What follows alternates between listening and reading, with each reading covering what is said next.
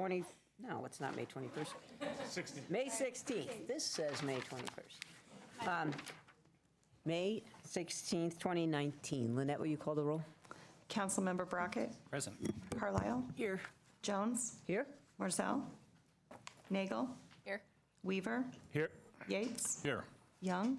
Present. We have a quorum.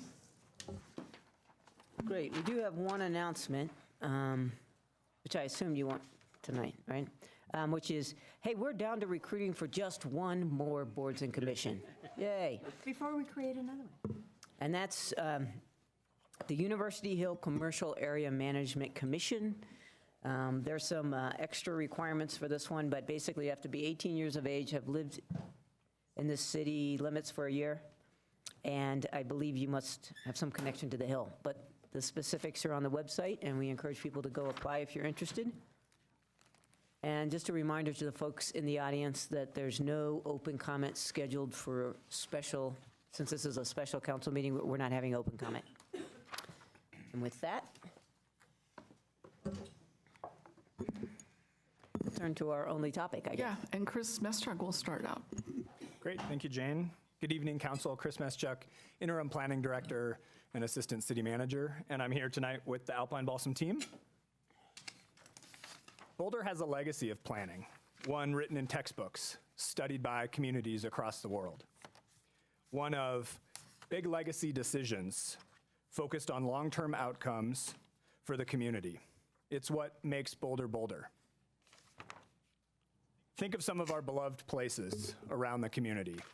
Downtown, North Boulder, our bike system, our greenways, our urban parks, our mountain backdrop, the open space system. These places are the result of long-term efforts that took time, investment by this community, and forward-looking community members and councils. The Holiday Neighborhood.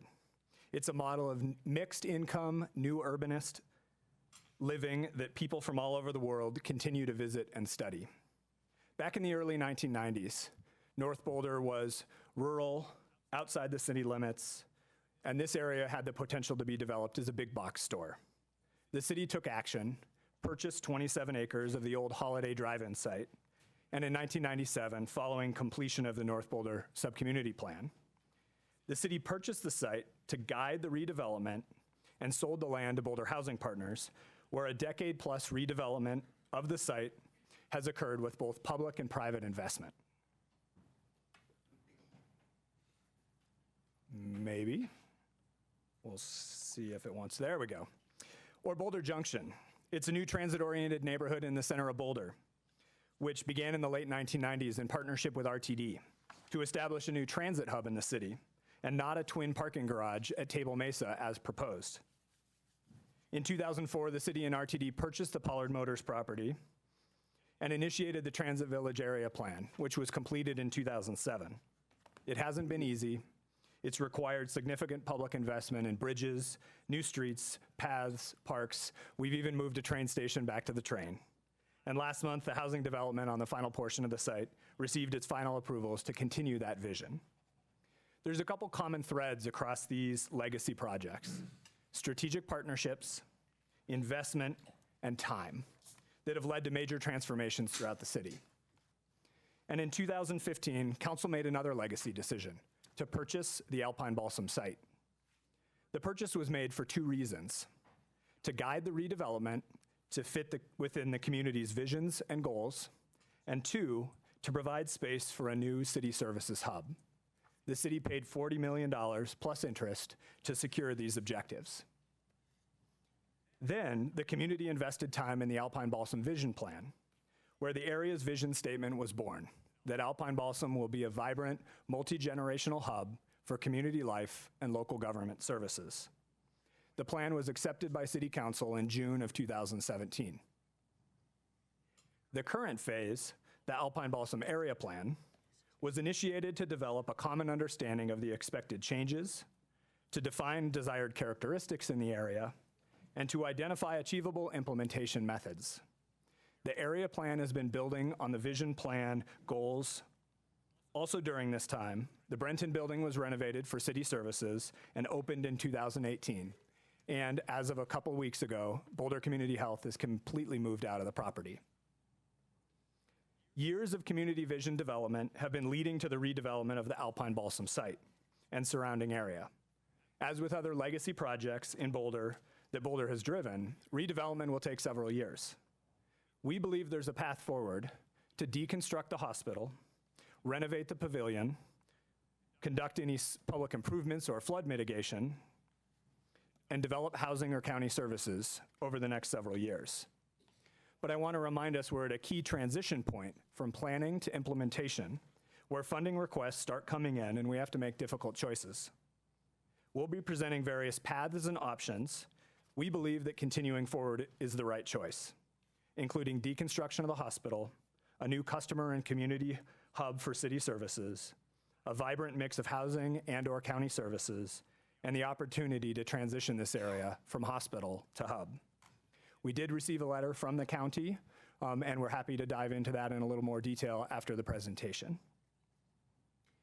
During the April 9th study session, council members had several questions and comments about the Alpine Balsam site, including costs, options to exit, deconstruction of the hospital, and the original purpose for purchasing the Alpine Balsam property. So in response to these questions, the purpose of tonight's meeting is to share information about the options available to council regarding next steps and deconstruction of the hospital. To help frame the conversation, we have two key questions, and that is, does council agree with the staff recommendation to proceed with option A, to continue the area plan, and B, does council agree to proceed with deconstruction of the hospital this year? Staff has framed the discussion around four options. Option A is to stay the course, deconstruct the hospital, complete the area plan, and redevelop the property. Option B is to rezone the property, deconstruct the hospital, and sell. Option C is to stop, do not deconstruct the hospital, and sell the property as is. And option D is to pause. Before we get into each of the options, I want to share some background information on city services, deconstruction, and the area plan to help answer some specific questions that came up and to provide context for each of the options. So the first piece of background is related to city services. As council is aware, the facilities that our city serves our community from are aging and in several cases have reached the end of their life. Whether city services consolidate at Alpine Balsam or another property, there are several benefits to consolidation. Most notably, the city can better serve our customers from a welcoming and easily accessible location where they may conveniently accomplish multiple business transactions in one stop. Renovation of the pavilion building would enable consolidation of city services within the downtown area at a centralized location. A consolidation of this scale would likely not be achieved in this part of the city if it's not developed at the Alpine Balsam site, and would lead to a lost opportunity and a departure of many core city services from downtown. The Park Central and New Britain building at the corner of Broadway and Arapahoe need to be vacated in a timely manner. These buildings are located in the high hazard flood zone and can no longer be maintained to a proper building standard as required maintenance investments exceed flood regulations. The addition of the fourth floor of the pavilion could also allow for an additional building to be vacated and consolidated, such as the atrium building on the east bookend in the civic area. We'd have to balance this, and there are trade-offs, and we can talk about that more later tonight. If we do not pursue consolidation at the pavilion, the city will need to lease 60 to 90,000 square feet of office space somewhere in Boulder, which we estimate would be a cost of roughly $2.5 million a year in lease costs that would then escalate each year. And then we would explore other opportunities through the facilities master plan. The second area of background is related to the hospital deconstruction itself. In the four options that we're presenting tonight, there are two in which the hospital is deconstructed and two in which we hold the hospital in a vacant state. So to provide a little bit of background on that, in either scenario, we're proceeding with securing the hospital site, decommissioning the systems in the building. This work is funded and is currently underway. If we choose the deconstruction path, we're looking at a cost ranging from $11 to $16 million for the deconstruction itself, And the range really reflects the level of recycling and reuse effort in the deconstruction process. And we can discuss that again in further after the presentation. Or we can hold the hospital vacant for an undetermined period of time. In this case, we would hire a staff person to maintain the building in its decommissioned state and continue to pay utilities and maintenance costs. The last area of background is around the area plan itself. Why should we do an area plan in this area? Really, the purpose of area plans, and the Alpine Balsam area plan specifically, is to guide redevelopment of the city-owned properties and the area, to create a common understanding of the desired changes, such as land use, to ensure that those changes are consistent with the community's vision for a vibrant multi-generational hub for community life and local government services, to identify the public improvements, such as streets, plazas, flood mitigation, and other crucial infrastructure, and to ensure the economic and financial viability of the development options proposed in the area. So with that, let's dive into the options. Option A is to stay the course. So what would happen next in this option is that we would continue with completion of the area plan this year and begin deconstruction of the hospital. We would then implement the area plan by completing the deconstruction. We would then update land use and zoning and change the land use and zoning. We would work on designing the pavilion renovation, and we would sell the non-city portions of the site, which is roughly the western 2/3 of the site, to buyers such as market rate housing or affordable housing developers and or Boulder County. We would then renovate the pavilion, construct any public improvements or flood mitigation, and arrange for financing for the affordable housing development. Then we would open the city services hub and begin housing development on the site, and then that housing development or county services would complete. In looking at the financial investment in this option does have the largest financial investment. We've already invested in the purchase of the site, as well as the renovation of the Brenton building. Next would be deconstruction of the hospital at $11 to $16 million.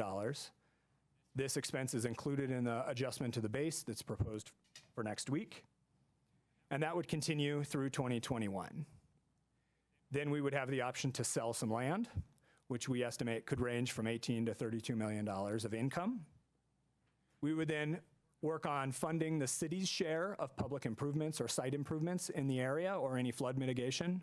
And again, depending on the level of flood mitigation, that has a pretty wide range of anywhere from $2 to $20 million. And that would be integrated sometime between 2022 and 2025 and included in the city's annual CIP. Then, starting in 2022, we would start making payments on a bond, essentially, for the city services hub. That's the pavilion remodel. And that would be roughly $3 to $4 million a year for 20 to 30 years, beginning in 2022. And we believe there's an option between now and then to work that into the city budget, so we'd be ready for that when that expense arrives. Wait, can you say that again? So it's $3 to $4 million a year to renovate it every, say that again? So what we would do is we would to essentially service- borrow the money to do the renovation, just like your house has a mortgage. Oh, what's the total for the renovation? The total for the renovation is about $59 million. To renovate the one building? Yep. Does that include the fourth floor? That does include the fourth floor. And we can dive into that renovation detail here. We've got some slides to help walk through that. Oh, Another quick question. The $3 to $4 million a year, does that account for the $2.5 million a year that would have been spent on leases? It does not. So you'll see that as I walk through the next Okay, options. great, thank you. So in looking at this option and how does it achieve the vision and goals identified in the vision plan, it does achieve the original intent for purchase. It allows for community guidance on the future redevelopment in the area through the area plan. It achieves the city services consolidation and enhancements, and it also allows for control of the redevelopment process as the city is the landowner. Option B is to rezone and sell. This is really an option to maximize our return and then sell the property without an area plan. So under this option, the next steps would be to stop the area planning process, begin the deconstruction, analyze essentially the highest and best use of the property for land use and zoning with the goal of increasing the value of the property. We would then initiate a Boulder Valley Comprehensive Plan land use map change and rezoning. We would deconstruct the hospital only if that analysis determines that it makes sense to deconstruct the hospital.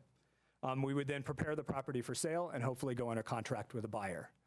That buyer would have some period of due diligence, upon which then they would enter into a redevelopment process through the city's redevelopment regulations. Can you explain why there isn't, this I think was a Lisa question, why isn't there an area plan in this option, or help us explain that one? We wanted to try and create options that distinguish between themselves. okay. And so option A is the area plan option. This would be an option if you want to get out, but you want to try and maximize your return. That was the idea behind this option. But is that really the only difference? Because on your option A, you were going to sell 2/3 of the land anyway, right? I mean, so one difference between A and B is no area plan, right? But Correct. we have rezoning either way, and we have selling of substantial amount of the land for uses that we would prefer through our rezoning anyway. So is that the primary difference, or is there another difference that we're not grasping here? I think that is the primary difference, is the area plan. There's always been the intention that we would sell off a large portion of this site after the use of city services is accommodated on the site. Under this option, we may sell the entire thing and not locate city services here. So that's the other big difference between this option. This is really the one to rezone the property and try and create as much reinvestment as possible. There could be, no, I don't want to do too far into the weeds, because now you want to get through a presentation, but there could be an option A-B, no pun intended, which is a hybrid between A and B that involves us not putting city services in the pavilion building, right? In other words, there sounds like there's two distinctions between A and B. One is no area plan. The other is under A, we definitely would use the pavilion building for city services. Under B, we might not. Is that right? Well, B, yeah, B would sell the whole thing. Well, okay. That's the question. Oh, yeah. So under B, we would not use the pavilion building? That's the assumption, is that we wouldn't, as we kind of crafted these options. Again, there is a span between each of them. Through the area planning process, we can choose whether to locate city facilities at Alpine Balsam or not. That would be part of the deliberative process of the area plan. Thanks. Come back. Mirabai has a quick one. So Chris, sorry, one other thing I guess I would see is that you said in A, we would have control over the development, whereas in B, we may not. But if we rezoned it, could we put systems in place, such as view sheds or things like that, to have more control on the development that happened?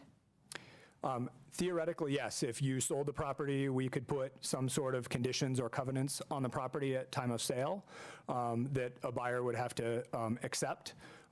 Typically, if we want to guide the redevelopment in an area, that's where we use the tools in our toolbox of area plans and sub-community plans. Then we can write zoning if we want to, like we did in Boulder Junction, that's form-based code, so we're driving the design of buildings a little bit further. Okay, great, thanks. Okay, okay, but are these clarifying questions? Because we're starting to have our discussion, but. It's a clarifying question. When you mentioned, Chris, that we would zone it to highest and best use, would that include community input, or would it just be based on highest and best use? Yes, it would be based on community input. The comprehensive plan land use map change and the rezoning could be done through a community-based process. Thank you. But the big difference here is that then once we do that rezoning, we would sell, and the redevelopment would go through our normal kind of site review process, essentially. So let's look at the finances of this option. We already have the already invested costs. We have the hospital deconstruction if we choose to do that. Then we would sell the land, which in a very rough estimate, somewhere between $15 and $40 million based on what zoning we choose on the site. There would be a period of time where we'd be holding the building for the buyer's due diligence period, probably. Then we would go out and look for lease space for relocating city facilities. We would have an initial cost of configuring that lease space, which we estimate at roughly $2 million. That would occur sometime in 2020, 2021. And then once that space has been configured, we would then move into that space and we would be making our annual lease payments of roughly $2.5 million a year, again, with then escalation per whatever our lease agreement is. In Clarifying, can you go back to that slide? Clarifying question. If the principal difference between option A and option B is option A has an area plan, option B doesn't, but in either event, we're rezoning and selling to a developer, why is the land sale lower on B than it is on A? It really depends on what zoning you select. That's why there's such a wide range there. But, okay, but that's true for A also, right? Yes. Yeah, but I think through the area planning process, we started to use the scenarios that were identified, that have been identified so far in the area planning process. If there's further questions on that, Bob, let's dive into it after we. Presuming what we would Yeah. want to do with our land as Sure. affordable housing.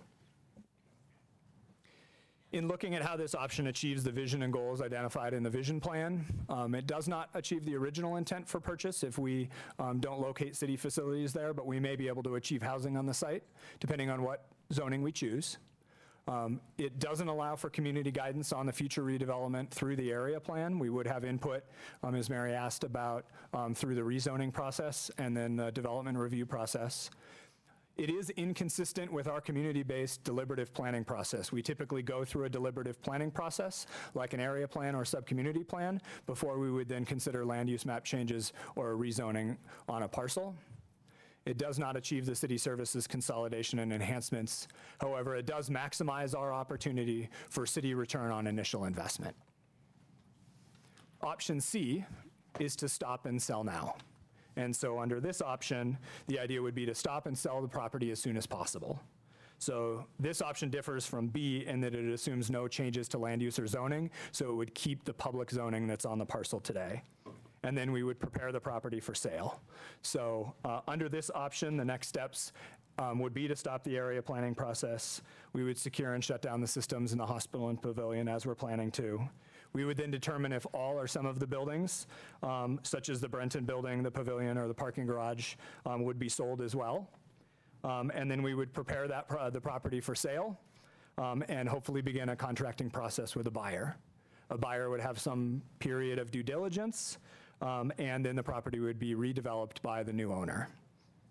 The financial investment in this option includes our already invested costs. We would then operate the hospital in a decommissioned state, which could be roughly $1 million a year during the time period until the property was taken over by whoever the future buyer is. And then we would sell the property as is for whatever that value would be. The city would then secure lease space and occupy that lease space as I described before. If we look at how this option achieves the vision and goals, again, does not achieve the original intent for purchase or that community guidance. It does limit the city's future investment on the site. It may likely not recoup our initial investment, and it does not achieve the city services consolidation and enhancements. Option D is to pause and to reevaluate. And this is really to allow for a reevaluation of the purpose, goals, and vision for the property. So to implement this option, we would still secure and decommission the hospital building. We would hire a full-time building maintenance staff person, and then we would step back and establish clarity on what the desired goals and vision are in alignment with council's direction. We do have some concerns about the risks associated with holding the hospital vacant. There are security concerns. We've had recent examples of vacant and decommissioned buildings related to trespass. So this does create a liability for the city should anything happen on the property. So we're taking the right precautions to avoid that. There's the ongoing and extended maintenance for the undetermined period of time to be able to keep the building running. And that'd be keeping systems running, addressing roof leaks, et cetera. There's always potential health hazards that arise from a building held vacant for a really long period of time, mold growth, pest infestation, those sorts of things. So the city's taking every precaution to ward against that. The financial investment for this option obviously is our already invested costs, the ongoing expense of maintaining the building in its decommissioned state, and then the lease space configuration and annual lease payments for relocating city services wherever we can find lease space in Boulder. So how does this achieve the vision and goals? This is really the opportunity or option to step back and reassess what those new goals and vision would be for the property. So the staff recommendation, when we look at all of the options, they are all viable and possible. There's pros and cons to each of the options. As with other legacy projects in Boulder, they require strategic partnership, investment, and time focused on the long-term outcomes for the community. We believe proceeding with option A will implement the path that you've been providing guidance on since 2015 to lead towards the long-term outcomes for this community. The area plan will answer the remaining questions and establish the future for this area. The costs and the financing can be addressed and phased, and the city is in control of the timeline. So to help in trying to organize the conversation tonight, we've completed the staff presentation. Before we go straight to the typical questions for council that staff has prepared and identified in the memo, we thought it might be helpful to organize the conversation a little bit tonight by topic category or almost kind of bucket. So with deconstruction, financing and costs, area plan and flood mitigation, the pavilion, further discussion of the options. So the thought is maybe we can organize that based on what areas council is interested in focusing on. Then we'll bring up the staff questions for council for discussion. So with that, we're happy to dive in and start answering questions. So, you want to do deconstruction first? I think it'd be helpful for, we've heard from a lot of members of the community asking questions about why are we deconstructing these buildings. So I think it would, I know that we have spent some time on this over the last few years. I think it would be helpful for us and for the community to have a refresher on the reasons why, regardless of which option we go down, why deconstruction makes sense as opposed to repurposing this building. And I think Michelle has some thoughts on that. Does that work for people to start with that one? Mm-hmm. All right, let's do it. Michelle Crane. Oh, sorry. Is that on now? Yes, okay. I am Michelle Crane, our City Facilities Project Manager. So some of the highlights of why we have recommended deconstruction of the hospital, and we presented to you back in November of last year on this, but the key elements and considerations, and I just brought up one of the slides from that presentation, but this hospital, first of all, is a hospital. It's an I-2 occupancy. So any new use other than a hospital, which is precluded by our agreement with BCH when they vacated, would require that we bring the building up to meet all current codes. That's current energy codes, current life safety codes, and current flood codes. So right now, the building has been patched together over a number of years. This is a picture of one of the mechanical systems, of which there are many of these big mechanical rooms, 31 air handling units that serve this building. Again, they were designed and laid out to serve a hospital. So rough ballpark estimating the cost to renovate this building, which would really include gutting the building in order to bring it up to meet these codes, back of the napkin is about $175 million if you were just to try to reuse this building. But some other key considerations with the cost is just looking at the reuse. So we also evaluated the reuse of the pavilion, and a key element when we looked at that is the form of that building and the opportunity to transition that building from what it is now and the shape of it and how it fits within the site and the context of the Alpine Balsam area and what our goals were there and what that reuse could be. And actually one of our determinations is if we tried to just scrap the pavilion and build back something there, we'd probably build back the same building. It's an L-shaped building, you know, we would build back that same form most likely, which is not the case with the hospital. The hospital sprawls more than 2/3 of the site. Well, more than about half the site. More than 2/3 of the building is actually interior dominated, so very little access to light. It really, going across the site, we determined early on, it would be very hard to achieve a lot of the goals of the Alpine Balsam area plan, or really many visions just to break up that site into other areas and redevelop different pieces of that site. And so these were a number of the factors that came into our conclusion to not use the hospital. But it's a complex building. Again, designed to be a hospital, it would need a complete gutting of the systems in any case. And most of the building kind of should be taken down. You would really just be reusing the form and the shell of the building, of which it's not really an appealing form. It's not really very easy to adapt to other uses. That was helpful. Just a follow-up question on cost. You mentioned 175 million back of the envelope. This was about 300,000 square feet, is that right? It is. It's 323,000 square feet. So if you used just $500 $500 a square foot, you'd be over 150 million. The complexity, we've got asbestos to abate. That range could easily go beyond that. 'Cause we've heard, and again, I don't know where these numbers come from. We've heard from members of the community who say that they believe that we could renovate this building for $200 a square foot. So we have kind of like a difference of opinion, I guess, on what the cost to renovate. I'm not disagreeing with your numbers. I'm just sharing with you what One we hear. clarification, when we put together our budgets, and something I know just from private practice is most of the time people talk, and a lot of time people talk in construction costs, so what it is just to do the construction. And they don't include things like tenant finish. Sometimes it doesn't include that. It doesn't include what we call FF&E, so fixtures, furnitures, and equipment, nor does it include soft costs. So when we put together our budgets, because we're coming to get the full cost of a project together, when I say $500 or $600 a square foot, we're trying to present the entire project cost, so including all soft costs, all development costs, fees for P&DS, but also our furnishings and fixtures. So sometimes that can be a little bit of the disparity between numbers. It's just, you have to make sure you're comparing apples to apples. And just throwing one final number out there, just so we can have the whole Do panoply. you have more to your presentation? This is from our presentation. I'm happy to go through other slides. This was just one. Oh, I thought you were going to show, don't I you thought she was have, done. from the memo, there's some slides about different levels of deconstruction? We can get into that. I do have a slide on that. I wanted to focus just on This was- deconstruct yeah. versus not deconstruct. Oh, We'll not talk the about cost of it? Nope. Oh, okay. Happy to go into that, yeah. Okay. Well, I guess this question does maybe as a segue into the cost, the silver, gold, and platinum. Thank you for that. But regardless of whether we're at silver or we're at platinum, roughly $50 a square foot, using 330,000 square feet. I think Chris gave us a range of 11 to 16, so I'm just doing some quick math there. Zip code, I just want to put this in perspective. So what you've said is to renovate the building, $500 a square foot, to tear down the building, $50 a square foot, ballpark, right? Okay. Yes, yeah. Okay, wait.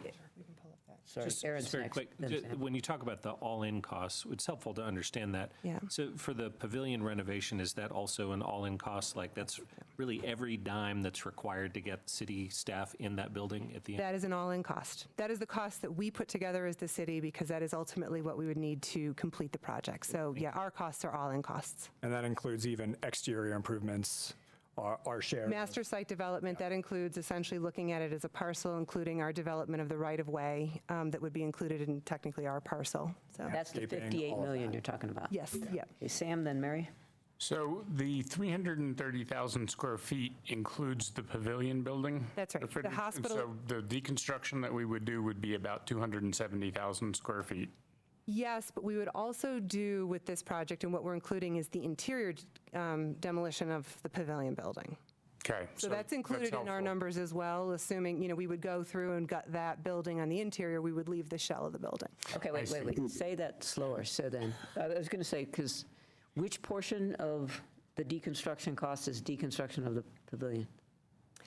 So the cost that we're presenting up here in any one of these options, in the silver, gold, and platinum, the scope of that project is to take the 270,000 square foot hospital down, but also what's included is the interior abatement and demolition of the pavilion, getting that ready for any kind of renovation project.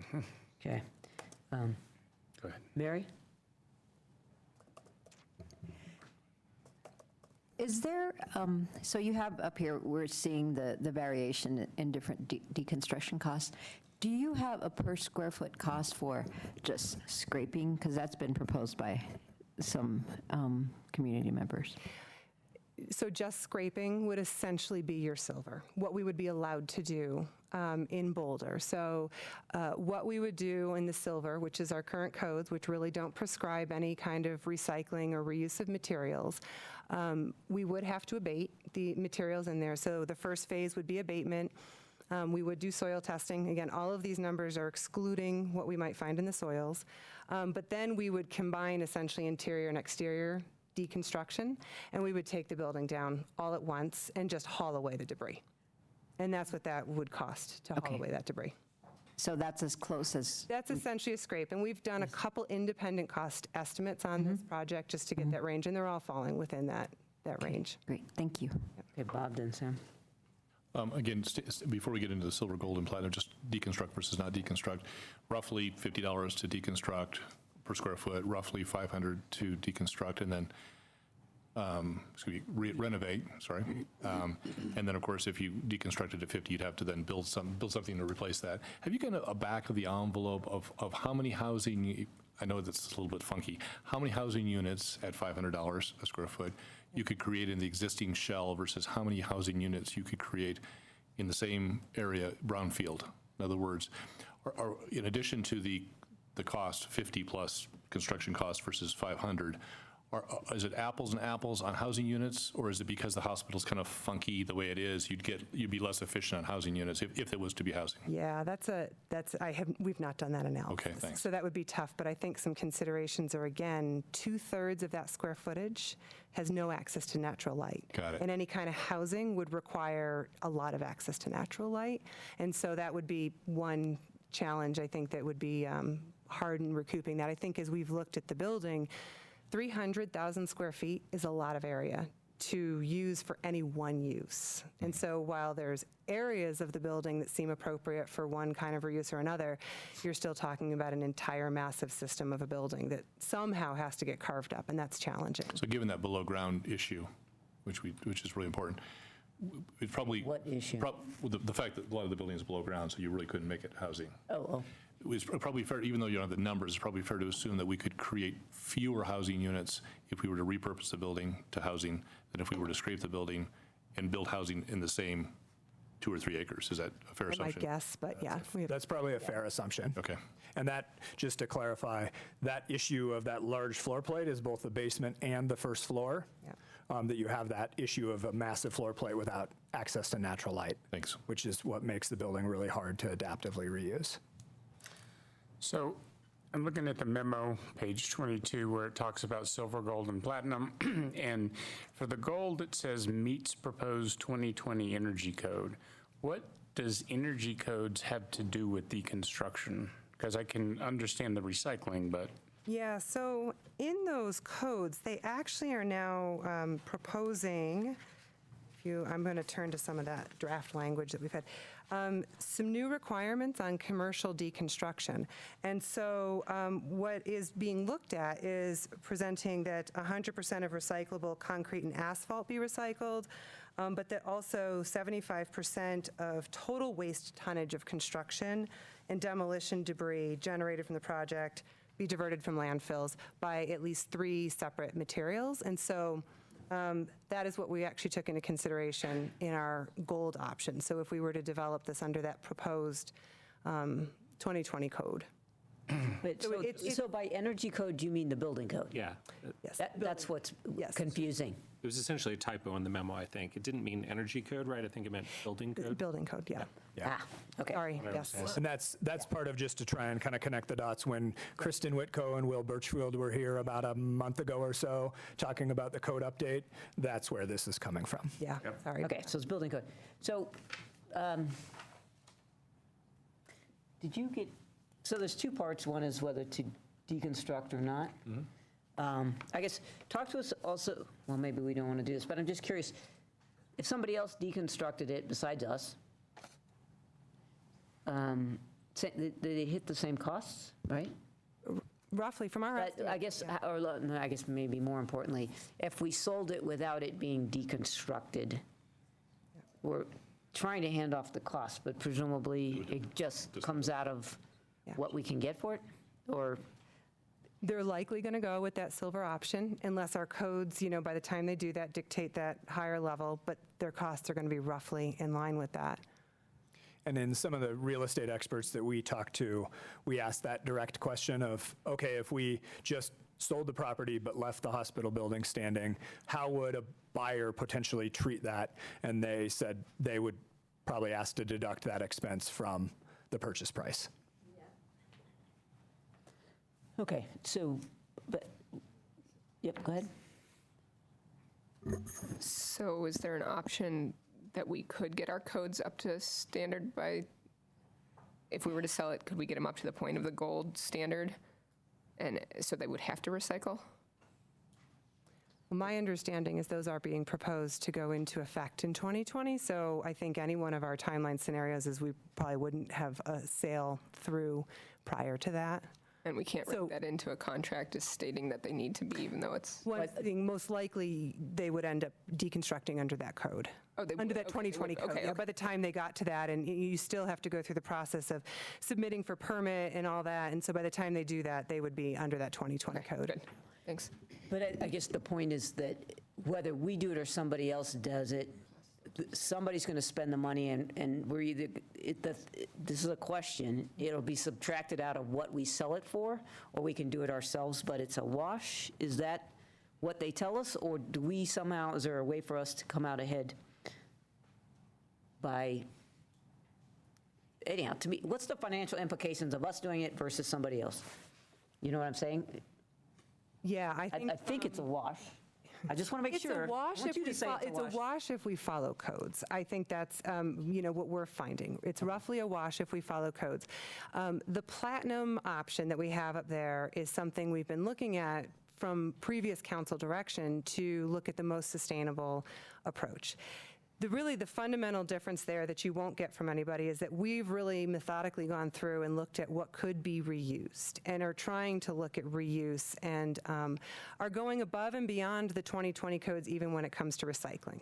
And so that's the incremental difference that you would get out of this project. But we can certainly come back to our goal, which is recycling as much of the building as we can. All right, so let's figure out, yeah, good. Well, in your exploration of whether it's a wash or not, if we're doing soils testing and we do it, then at sale, we will know what the soil's condition are, or we'll abate the soil, whatever we find in it. Whereas if we sell it, there's going to be the uncertainty of what they could find in there, and they may want to deduct, a higher amount because it's not clear what the soils piece is. So one advantage of us doing it is there's probably a little more value in the properties that we sell because we know what's there.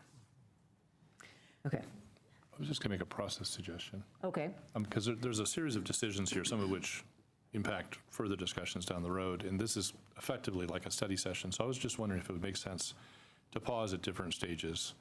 And right now would be a logical place to pause and say, does council still, this is just a straw poll, does council still agree that deconstruction makes sense? That we can then move into the gold, silver, platinum, and then pause to see where council is on that. And just go through Chris's list of things, because I think if we're very methodical and iterative about it, I think it's going to take us home to where home is, as opposed to trying to remember all this stuff and then. Yeah, I think that was the whole point. Okay. I'm not sure, though, I would talk about silver and gold and platinum before we do that. Okay, fine. Does that work? That presumes that we're all on the same page as far as deconstruction. Well, to me, this affects, Okay. right, that discussion a little bit. Go ahead. Yeah, I had a question for Sam with respect to the soils abatement.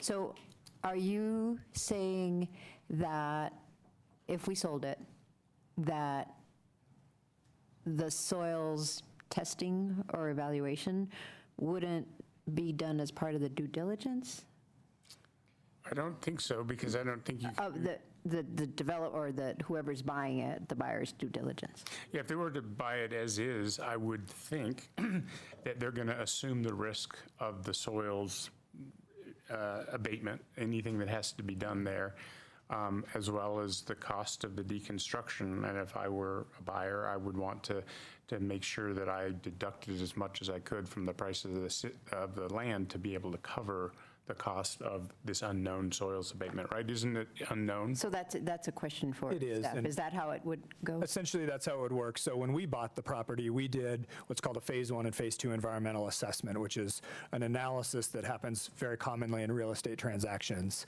A buyer would do something very similar based on, or use the one that we had prepared, and they would use that to then assess what's the level of potential risk for purchasing this property, knowing that there may or may not be things in the soils. And so they would then factor that into their pro forma to help them determine what they would offer as a purchase price or as a. And that's because you can't really do full soil testing with the buildings on top of it, is that the deal? That's one of the considerations, yeah. Yeah, so there's an unknown there. Okay.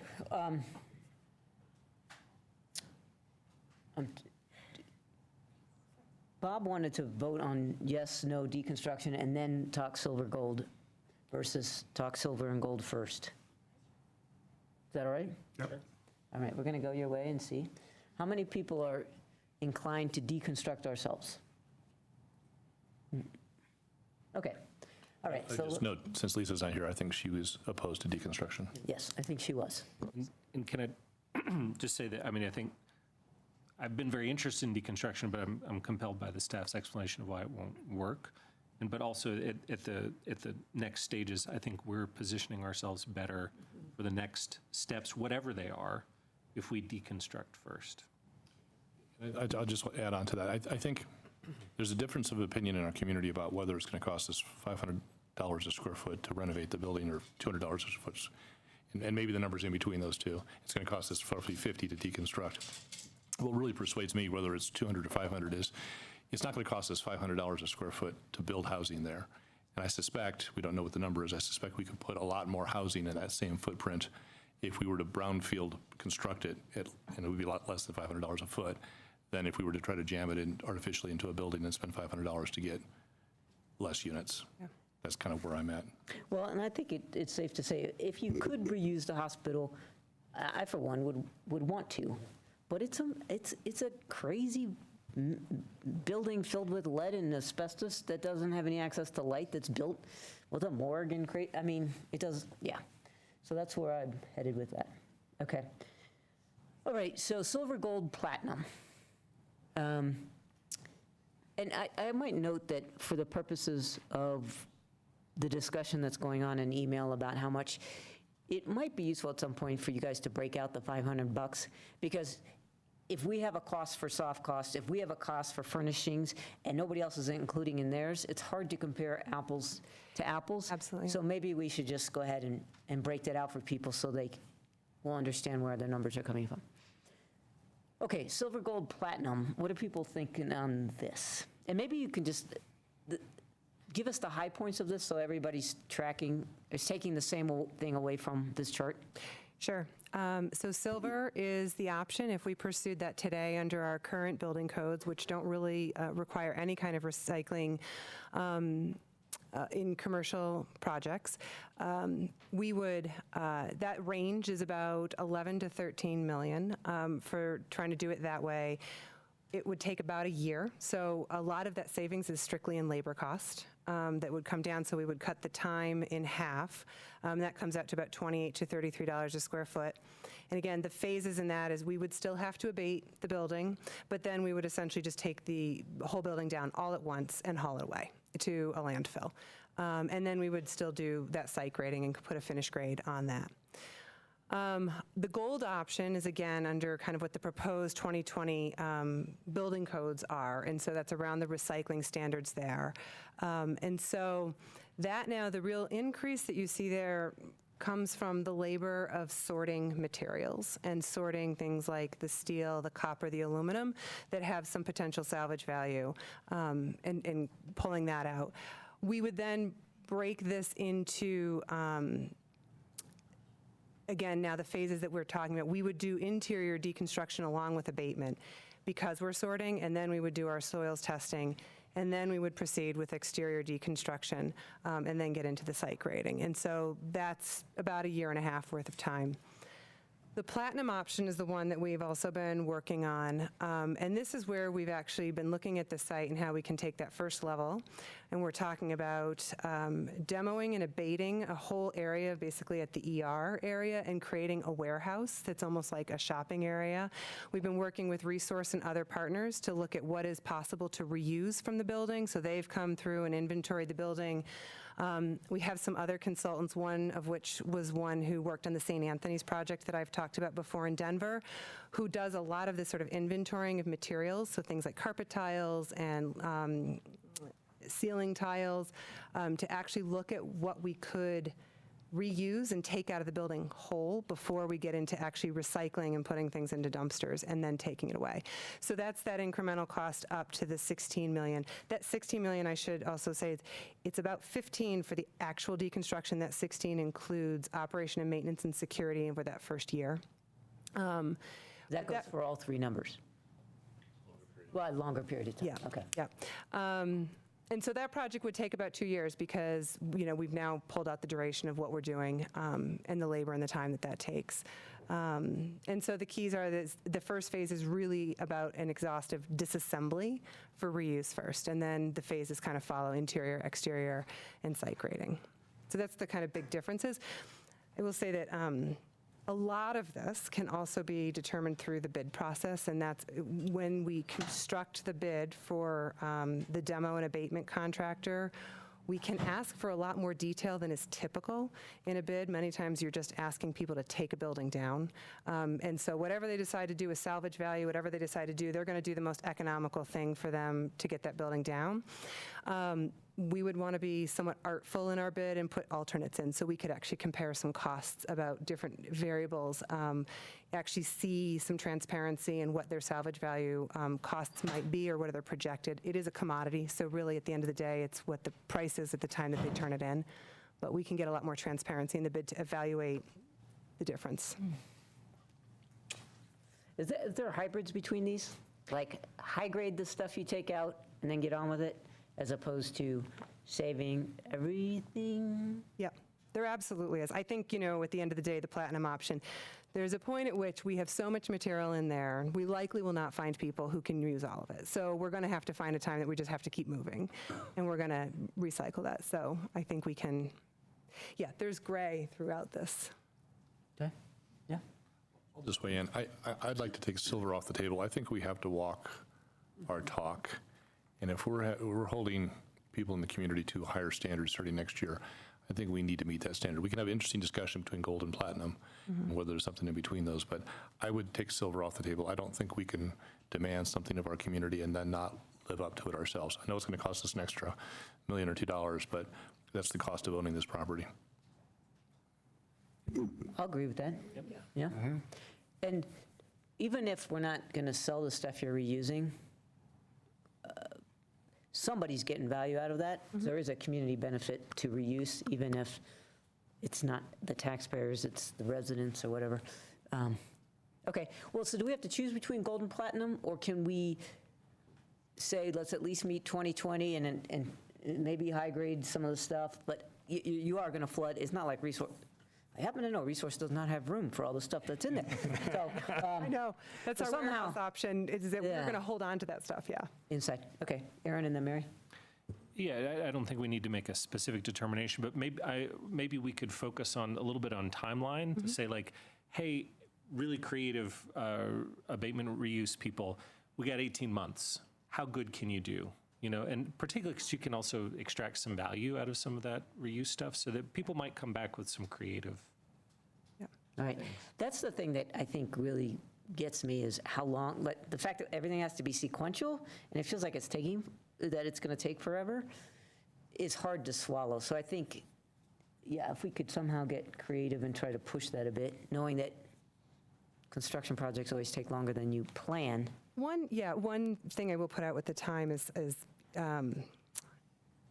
so there are then decisions on the heels of that, I think understanding that we may or may not be ready to make the next step with whatever next, some of it's going to be a consideration of when we're ready to, if we're going to renovate the pavilion. So some of those things will be drivers about some of the timing. There's some interplay there. Also, can you be more specific? What's the first obstacle? Yeah, maybe a way to describe it is the staff team, we've put together kind of what's the timing chart from you decommission the building, you start deconstruction, then you got to start drawing your drawings if you're going to renovate the pavilion so that by the time the building is down, you've got your crew ready to renovate the pavilion so it's not standing there empty for a long period of time. So there's like lots of cascading things that happen. So I think that's what Michelle's referring to is if you hurry up one step but you don't plan to bring everything forward a little bit more. That's the timing piece. But if the direction from council is to look at trying to make the timeline as efficient as possible, we can work on trying to see how we can make that happen. I think that is a no-brainer, but Yep. Well, I mean, I agree with Aaron that you should give 18 months to the contractor and require the 2020 recycling standards and get the best that we can. It saves $500,000 in security costs and so on as well, right? So just wanted to point out there's an additional monetary benefit to being able to do it in a year and a half. right. And I do think there's room for creativity. I mean, There is. let's try not to be a bureaucracy about this. Yeah? If we're done with giving you instructions with gold, platinum, I do have a question that you may not know the answer to, and I'm not suggesting that we would do this. I'm just more of a curiosity. I know we're going to talk about the pavilion building a little later on tonight. Have you guys done a back of the envelope of what it would cost? Because I know we have to be kind of precious how we tear down around the pavilion building, which presumably in and of itself has a cost. Is that cost of deconstructing around the pavilion building and some internal in the pavilion building greater than if we just tore the pavilion building down as well? Did you run that cost? Yeah, we did look at that cost. Okay, which is greater? It's about a wash. About a wash. Yeah, Okay. yeah, we've sliced this a number of different ways. Okay, thanks. I But kind of is that if you did silver? If you're talking if you just took a wrecking ball and knocked the thing down, or? It's probably if we did gold. We never really considered silver until recently. So it's more of a gold standard. When we looked at just, if we just went ahead and demoed the pavilion, I believe that cost was around $2 million. I'd have to check, but I think that was it versus, it's not that delicate. Again, it's a little bit where the sequencing of the projects, what we've estimated is what it would cost to patch back some temporary walls. Right. And so into the pavilion and then bring some mechanical equipment in and keep that building alive. So those just to- costs are integrated into these, yeah. So just to summarize, let's say we end up picking a hybrid between gold and platinum in 18 months, and it comes into $15 million, but preserving the pavilion building. What you're saying is, were we to tear down the pavilion building using the same standards, it'd still be about $15 million, give or take $1 million? Yeah, give or take, yeah, $1 million, Okay. yeah. Okay, we're just going to park that for later discussion. Okay, Okay, is this good enough? yes. Yeah, this is great. This is, So we'll continue to bring forward then adjustment to the base request for the deconstruction for consideration next week. Yeah. I know we'll probably have this discussion. Just big picture for the audience that's watching. Where's this money coming from? I mean, I know it's going to be an adjustment to base, but did we have $15 million just kind of laying around, or is it spread out over time, or where does the money come from? Yeah, or Jane, if you want to go ahead, well, Sorry. Cheryl's You jumping want us out. to get Yeah, going? Cheryl Patelli, our Chief Financial Officer, will answer this question. Nothing, you're like playing, I'm channeling these. yeah. Yeah, thank you. So we are proposing that this funding come from the excess funds that we have from 2018, and that totals about $14 million, so that's where the majority of this we would propose comes from. But that would, in fact, pretty much wipe out any of those excess funds over our reserve limits. Okay. Seat cushions. We found it in our seat cushions. Something like that. Okay. Yes. All right, I think we are done with this one then. Yeah. Next, Okay, should we go Yeah. to pavilion renovation next? Would that be helpful? is that what you're suggesting?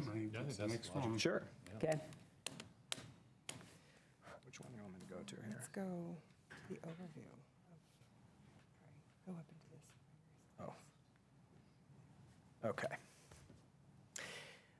So back earlier this year in February, we presented to you kind of a test fit, or two test fits, if you will, on a renovation of the pavilion building. And we were really testing what the kind of capacity of that building was to consolidate city services. What we were looking at was the ability to focus on our three kind of primary buildings that are kind of of greatest concern, if you will. Park Central, New Britain, which both need to come out of the high hazard flood zone, and then Center Green, where we have an expensive annual lease payment. And so the minimum square footage we were looking to accommodate was about 70,000 square feet and about 260 staff. Our first test fit, which is the building as is, would be able to accommodate that grouping of buildings. So it would accommodate about 75,000 square feet in some range of 260 to 275 staff. We also looked at the ability to put on the additional floor, because it was one thing that we found in our reuse analysis about this building. It was actually built very well, and it was structured to actually foresee a future floor. So the structure can accommodate that.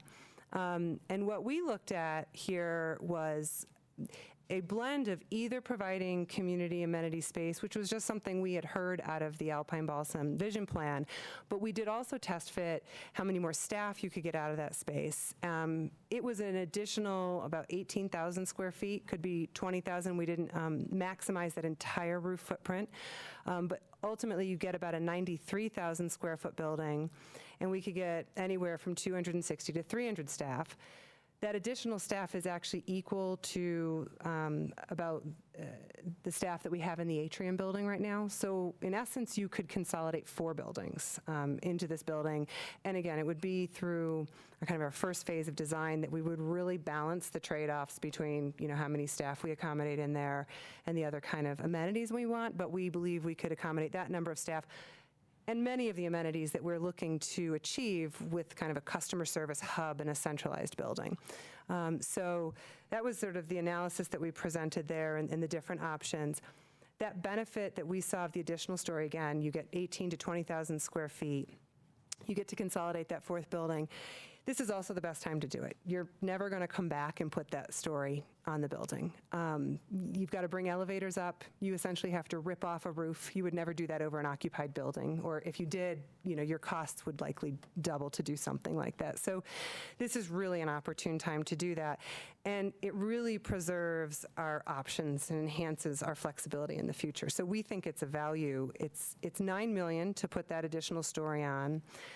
What that $9 million doesn't really account for is, again, the kind of economy and efficiency we get when we consolidate our staff. So we duplicate spaces, we duplicate restrooms, we duplicate lobby spaces, all kinds of amenities. The more we can consolidate staff into one building, we can achieve these sort of shared approaches with all of those staff, but we can really reduce the amount of common amenity spaces. So those are the benefits we see. See, but I guess the thing that's a little hard to get is you're not talking about accommodating 15 more staff in 18,000 square feet.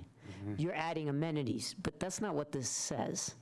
And so this, right, presumably there'd be something else going on in that 18,000 square feet. It's somewhat of a trade-off. It's one or the other. And the test fit that we present. I know, but it doesn't mention any of the amenities is the problem. So we're looking at apples and oranges here, trying to decide whether we want to accommodate 15 more staff for $9 million.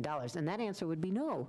But there's more behind door number B, but we don't know exactly. Yeah, maybe I'll add a little bit of context, big picture. If council will remember, I think it was late 2017, we had a conversation about the reuse of the pavilion, and we really wanted to understand, is this a good idea or not? And so we actually commissioned and worked with the Urban Land Institute to do a technical advisory panel on the reuse of the pavilion.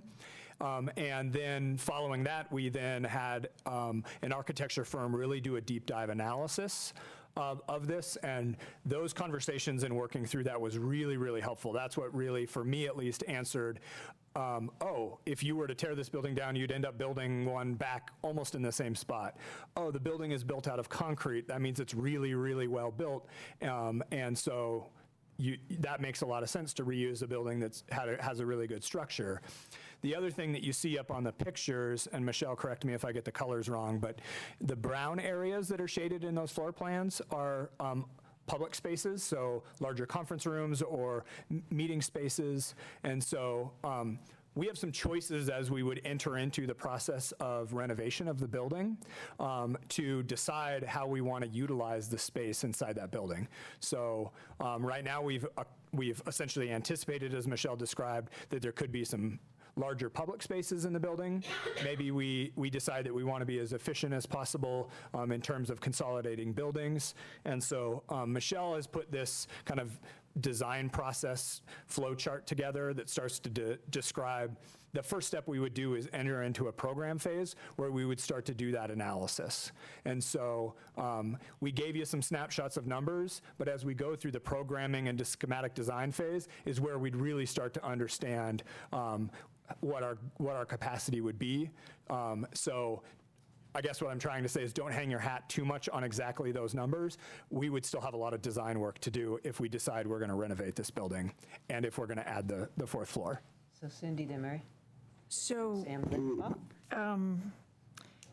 I'm also wondering what's going to happen with the space where the atrium is now? What's the plan for that in conjunction with how, if the atrium people were to move into this building? And the other was, again, looking at resources that we have, how we're going to use them. One of the things that the library, bless you, Aaron, had wanted to do was to add more seating to the auditorium there, so that there could actually be more community use of an existing building that's already there. I don't remember what the cost was, but we were talking about this on Tuesday nights. $9 million seems like a lot to be putting that on for some unknown kind of thing in the future, other than this small number of employees, relatively small, I should say. That's a lot of employees and a lot of trips in that area as well. Okay.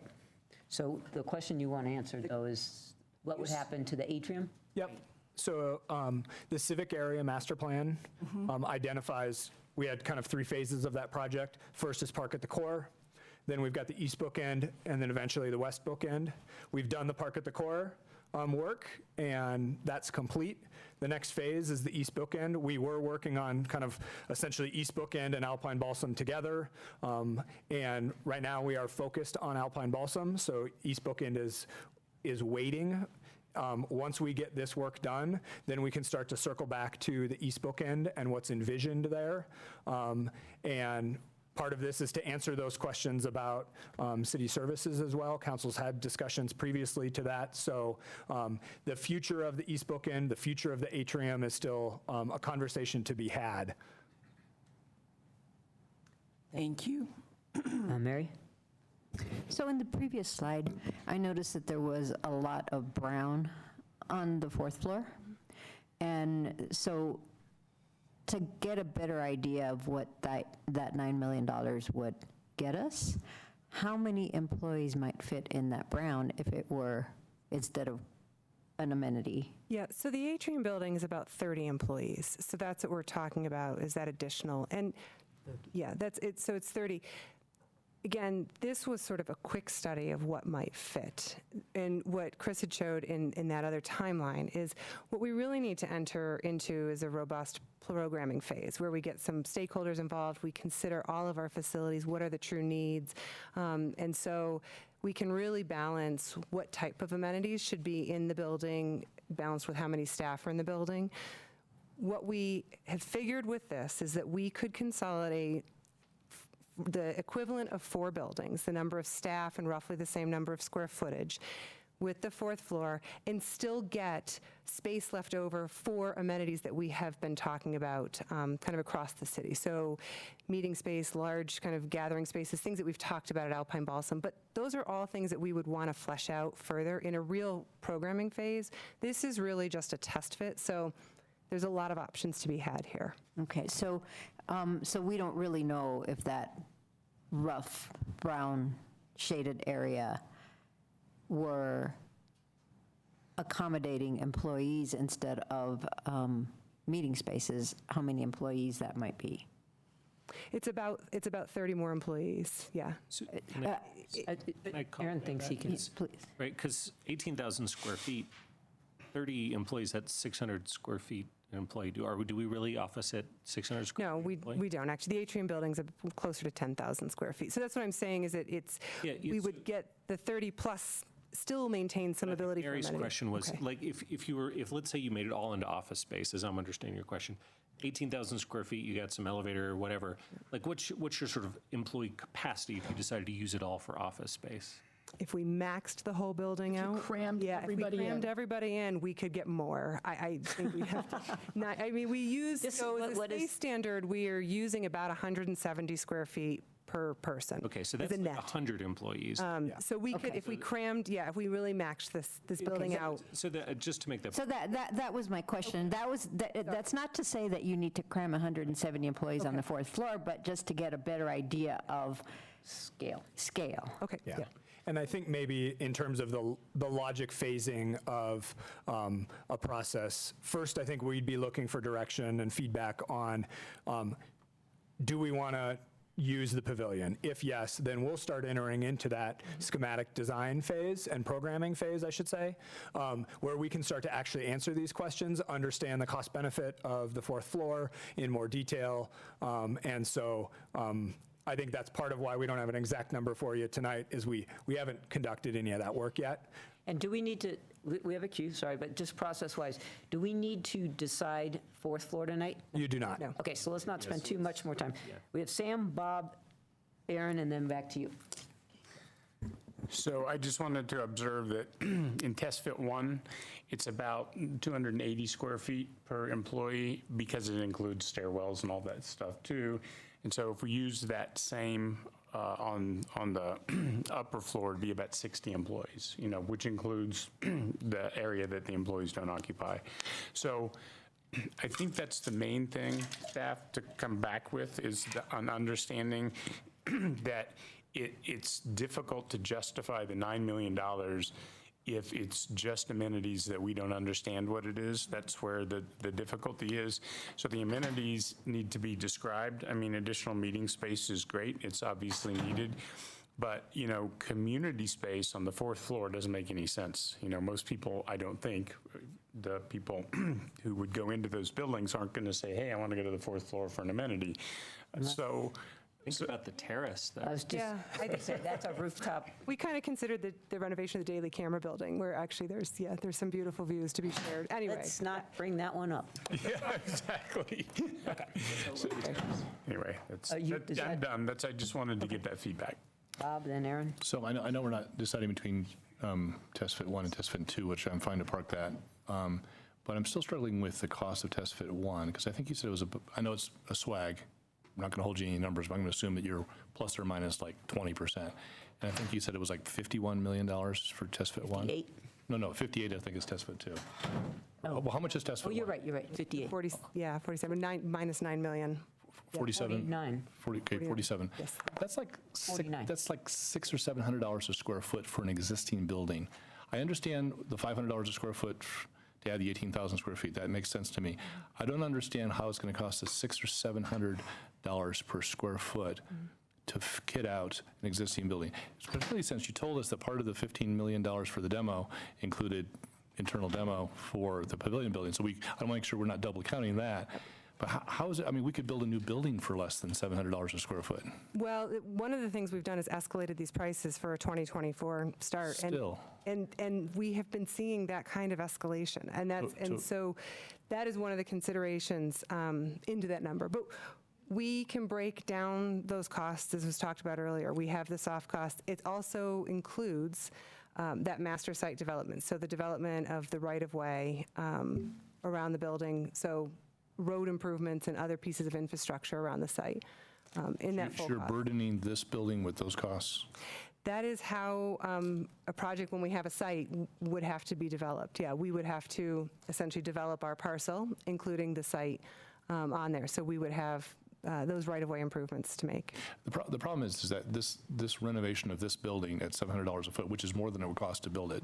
And remember, we've already paid for the land too, right? So it's really more than $47 million, because it's the allocable portion of $40 million, which we've already paid, right? Because we paid $40 million for the dirt or something, right? The building, and so we're just for that building alone, we're gonna be into this for like $55 or $60 million, which just blows my mind for a 75,000 square foot building.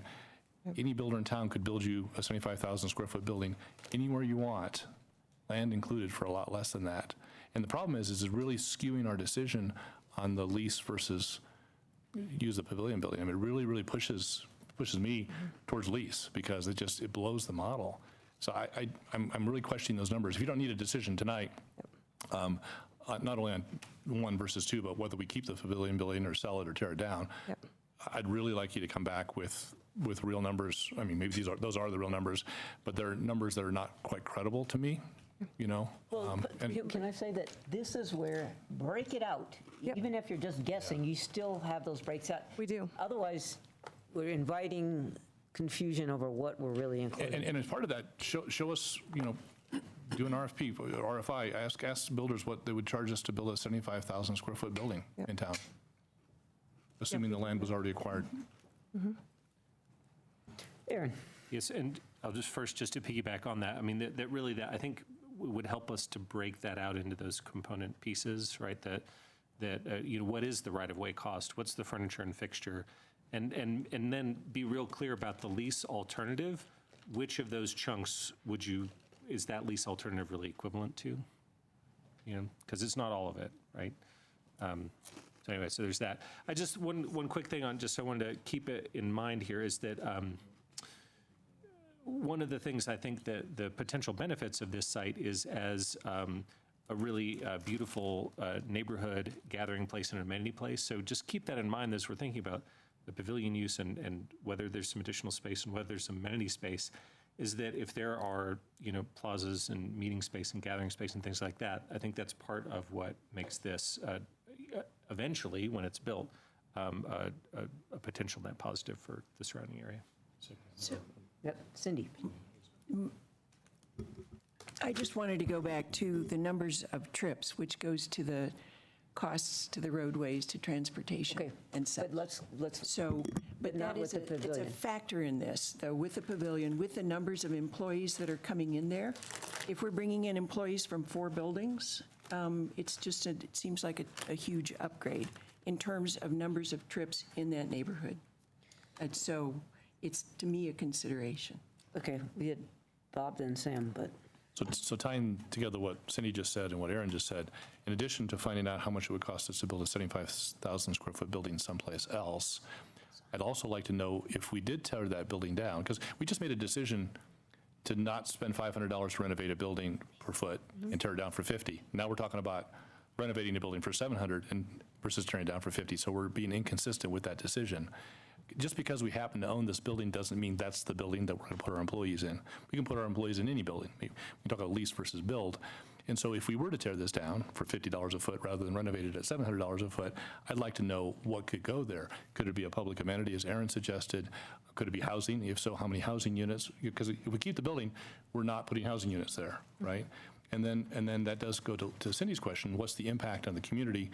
If there's 300 employees there, what's the impact on the community versus if there's, I don't know, 15 houses there? And so I think to make a decision, we need to have all of that information. What are the alternatives?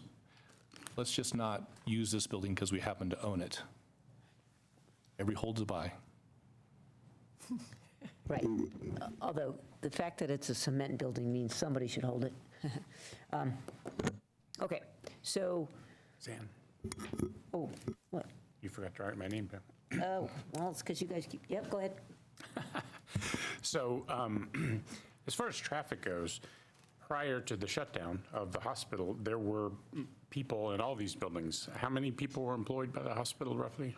So we actually have done that analysis, and I might have Jean dive into this. This is information that you're going to get on June 4th as part of the area plan conversation. So we did traffic studies based on the different scenarios in the area plan. And one of the key findings is that the proposed scenarios with the area plan, including city services at this site, will generate trips at a level that is less than half of the traffic that was estimated to have been generated during the active hospital. Great, thank you. So there were 600 to 1,000 people working in that building, plus visitors, plus patients. So it was a pretty active site. At its peak, as the hospital has moved out, traffic has obviously dipped and the number of trips have dipped. But we went ahead and modeled what that would look like, and the trips that it would be generated is less than half. Great, I just wanted to get that out to make sure we understood that. Thank you. So, but you want to argue? And we're going to give you do this that? traffic study on June 4th. So we can have more of a conversation on it if that would be helpful on June 4th. So if you go back to, I just want to tie a bow on the pavilion here. So what we're saying is, A, break out the costs and the benefits, right? But I guess the question you're asking about the pavilion tonight is? No direct question on the pavilion tonight. That would be a conversation as a part of the area plan.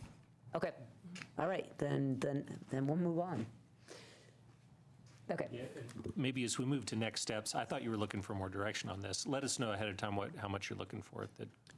Sure. We could have spent a little less time on this. And this conversation was actually really helpful, and part of that is for us, we don't want to do too much analysis doing a bunch of cost estimating on a building that we may not have any interest in actually using. So what I'm hearing tonight is that there is some interest in looking at reusing the pavilion for city services.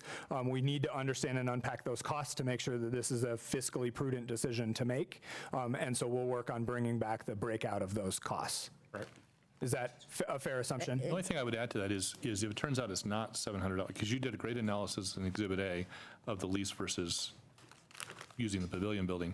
If it turns out that the cost of the pavilion building is dramatically less, and it might be, then obviously you're going to have to redo that analysis, because then the pavilion building is going to look more attractive than it did in Exhibit A. Option A. Option A. The last thing I'll just flag too Actually, is, Exhibit A to the memo. as we look at lease versus own, if we're going to own our building like this one, this is a purpose-built building. We're building a building for 50 to 100 years, and so we're designing it as a customer service hub versus lease space. We would just move into a building, and we wouldn't do that purpose-built design. And so that's part of what we're also designing for is we're designing for a 50 to 100-year lifespan of a building for a very, very specific municipal government service. Okay, and that's a point well taken that will come up in the area planning process. Right, okay. What's our next topic on that So we list? can dive into additional costs if we'd like to, or dive into more of the options, but if not, then we can circle back to the questions that we had framed for council in the memo. That's what I mean. Oh, wait, where's the list of 5 things? One of them was flood, for example. I think we want to, at some point, we want to check that one. Oh, yeah. So why don't we do that before we talk financing? Should we talk flood mitigation? Yes, please. Let me pull up, and I'm going to kind of start to kick this piece off. What I wanted to start with was actually just a step back on Goose Creek and explaining a little bit more of Goose Creek. So if we look at this, and I'm going to see if this is going to work here. I don't know if it is. See, I've got a laser pointer up here. So this is Broadway here. This is Pearl Street down here. And this is 28th Street. So if we look at this, this is Goose Creek. So it goes from downstream, the confluence with Boulder Creek, and Goose Creek actually does split. There's a lower and upper down here. This is the lower. And then it continues west past 28th Street and past Folsom, and then it basically stops the actual creek itself at about 19th Street. The Alpine Balsam site is over here, where that green or yellow star is. So where does the water go and come from? The water comes from the neighborhood in this whole big area over here. And how does it get from over here to the creek itself? Well, it goes like that, all over the place. It flows through the streets, is basically how it works. It flows through our storm sewer system until that gets overwhelmed in a big rainstorm or in a flood. And it finally makes its way kind of towards that channel. And so we've been doing flood mitigation on Goose Creek since the 1980s. So the 1980s to the early 2000s, we did a whole bunch of mitigation work in this section of the creek. And we did that mitigation to a 100-year level. So think of the way the flood engineers described it to me, and I'm going to play one on TV here, is it's a 100-year straw that we've built for that section of the creek. When we look from 19th Street west, it's really constrained in that area. And so 100-year mitigation might not actually be remotely possible. And so it's really constrained. We may only have a 5 to 10-year straw in that section from 19th Street to basically Broadway and west. What we've been talking about with the Alpine Balsam project is 100-year mitigation. And part of the reason that we were looking at that was thinking about this is essentially kind of the headwaters of Goose Creek, for lack of a better description. And if we can detain some of that water before it goes downstream, it might have a great downstream benefit to where now that 5 or 10 year mitigation from Broadway to 19th Street actually is more like 50 or something more than that year mitigation. So it would be a big benefit to the downstream users. So we've been doing that analysis, looking at detention in North Boulder Park, and in the previous discussions with council, we heard direction, hey, be very careful with North Boulder Park, look at what detention would do, make sure it doesn't mess up the park. We just literally last week got that engineering analysis back. The groundwater at North Boulder Park is basically at the surface, which means you can't really go down at all. Or now you create a lake and it's not really helping anything. And so in order to detain the amount of water to have a downstream impact would be a really big detention pond in North Boulder Park and might not be a good option anymore. And so what we're gonna talk about this more on June 4th is we might need to reassess what level of flood mitigation we look at for this alpine balsam site, knowing that we might not create that downstream benefit that we were thinking we were gonna be able to create. And so we're looking at options of what would less detention be, and is there still a downstream benefit? And if there isn't, then maybe what makes the most sense is just to look at what would mitigation just on our city-owned property look like? Like what would a private developer do to mitigate the flood impacts on their site? So does that help give a little bit context of kind of where we're at and ground us? That is very helpful. Yeah, Sam. So one of the things it said in the memo was that the reason that we were looking at doing upstream detention was so that the buildings built on our site didn't have to do the raising out of the floodplain, correct? And so there's, what impact does not doing that have on the way construction will have to occur on the site? Are we able to make it so that the buildings that are built there don't have to be flood-proofed? And that's the additional analysis that we just talked about with our engineers to start this last week, is let's understand what would it take if we're not going to get that downstream benefit that we were thinking we might. How do we still dry up as much of the site as possible so that maybe we reduce the 100-year floodplain on the site itself? And that's the analysis that we just gave them some direction to go work on. Thanks. Mary, then Aaron. And Chris, that upstream detention at North Boulder Park had a price tag associated with it, didn't it? It did. Our back of the napkin estimate at this point was in a kind of $15 million range. So that could potentially go away.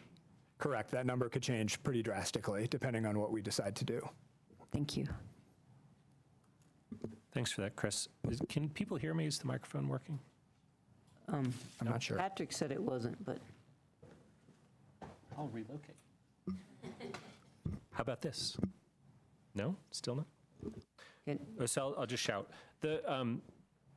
So Chris, to clarify then, the flood detention levels that we were looking at before in our previous conversations, that was really about a kind of neighborhood level flood mitigation rather than mitigating the buildings for the construction of the buildings on the Alpine Balsam site itself.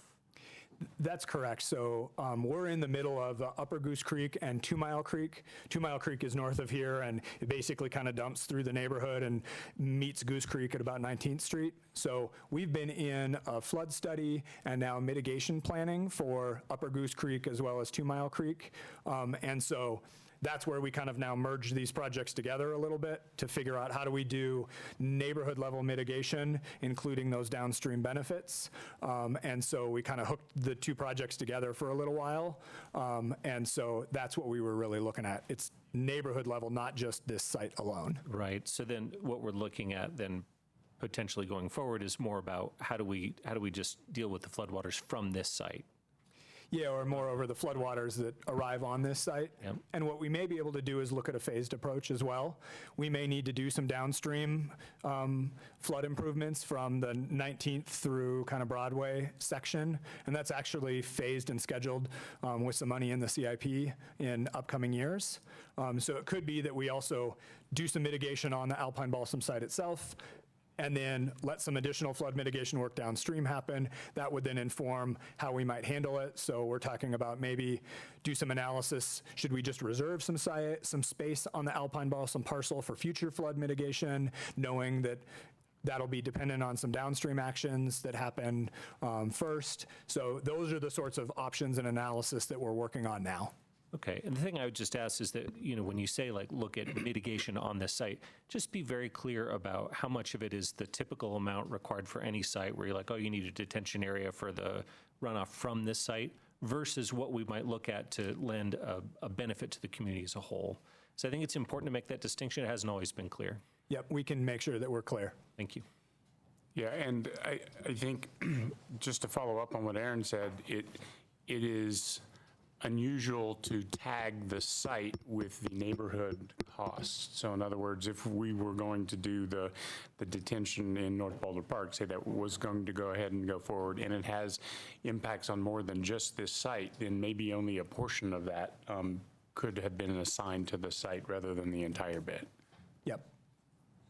I agree with that. And I'm glad that some of the pressure is being taken off the park, because I was a little alarmed by what making it into a detention pod would have looked like. So this is good news. So just to completely understand what Sam, the point that Sam just made. So what you're saying, Sam, is that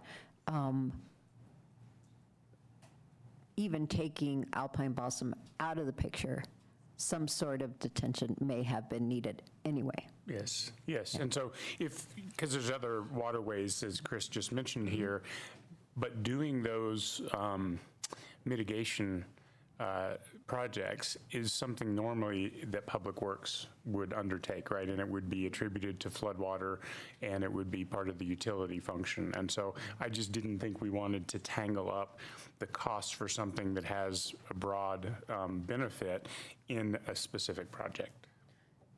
All of which is inflating what's happening here in a way that makes us all go, why does this cost so much? Yeah, yeah. Well, and kind of the converse of that, to Chris's point about phasing it, is, well, as long as we're taking care of flood mitigation for the community as a whole, we might as well plan for that, for the effect that that mitigation has on this particular site. Yes. Yeah. Okay, well, that's helpful. Is there a question about this or more? This is just so that, okay. Yeah, this was more context. We thought it might be helpful to have this conversation. Part of what we were hearing was that concern back from April 9th about, this is a really big price tag, sticker shock. And so we wanted to make sure that we level set on that the flood mitigation, it really is, it's depending on this engineering analysis, and it may or may not actually be that price tag. Great. Okay. Excellent. Okay. What was the other list? I think. Financial. Yeah, any other financial costs, or with that, then we can either do any further discussion of the options or bring up the council questions. Well, could we talk? Oh, I had a financial question. What were you yeah, me too. Do you have more slides on finances? We have the finances kind of as it was broken out in each option, but let's go ahead with questions, and then if there's a backup slide that helps it, we'll jump to it. Okay, I have some thoughts, but go ahead. You go first. Yeah, and then- so what I wanted to ask about is on the different options, well, particularly the option A, where you say, can we get the dollar amounts up that you had on that timeline, please? Okay, so there's the different costs here, and it includes selling, whatever, 2/3 of the site or something like that. And then you're saying, well, we'll get 18 to 32 million out of that to then offset the purchase costs and other development costs, right? So does that then assume that whoever bought that site would be funding any affordable housing on the site themselves? Let me make sure I hear your question correctly. Is what you're asking is, if we move forward and we're going to sell off pieces of the site, and we do affordable housing on one of those parcels, are they still buying land? Is that right? Is what this you're kind of asking? assuming this is like a market rate purchase, and then whoever buys it was responsible for building any affordable housing, kind of without city subsidy? Yeah, we have some options, and I might have Kurt jump up here to dive into it more, but we have some options about how we sell off land on this site. We could sell it all at once, or we could phase it as well. We could sell one parcel, say, to an affordable housing provider where they want to then do a tax credit project. Then we might sell another parcel to a market rate housing developer who would then build market rate housing.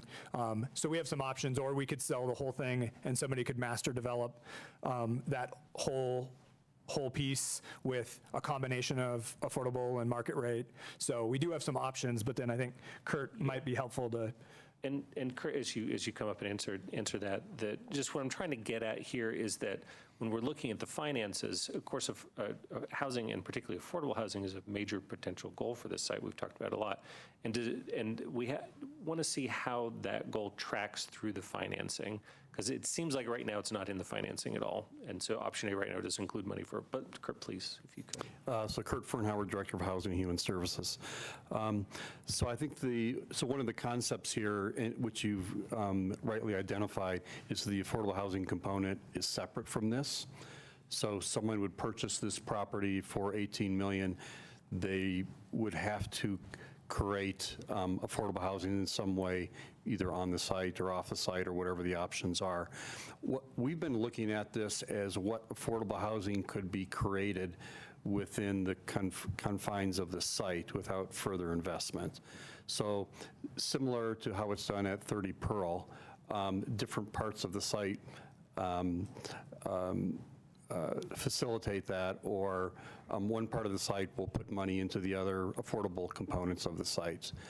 So we've looked at different options with different densities. So there's a range of affordable housing depending on the density that would be created for the site. If we wanted additional affordable housing, probably above 25%, we'd probably have to invest additional funds beyond this. Okay, so basically this scenario includes 25% affordable housing. Yeah, right? Although there could be a range of that depending on the amount of rental and ownership. It could be anywhere from 20 to 30%, I would say. Gotcha. So if we want more affordable housing than that, then it requires additional investment past what's in this. That's correct. Right? And have we looked at all so there's the land sale option.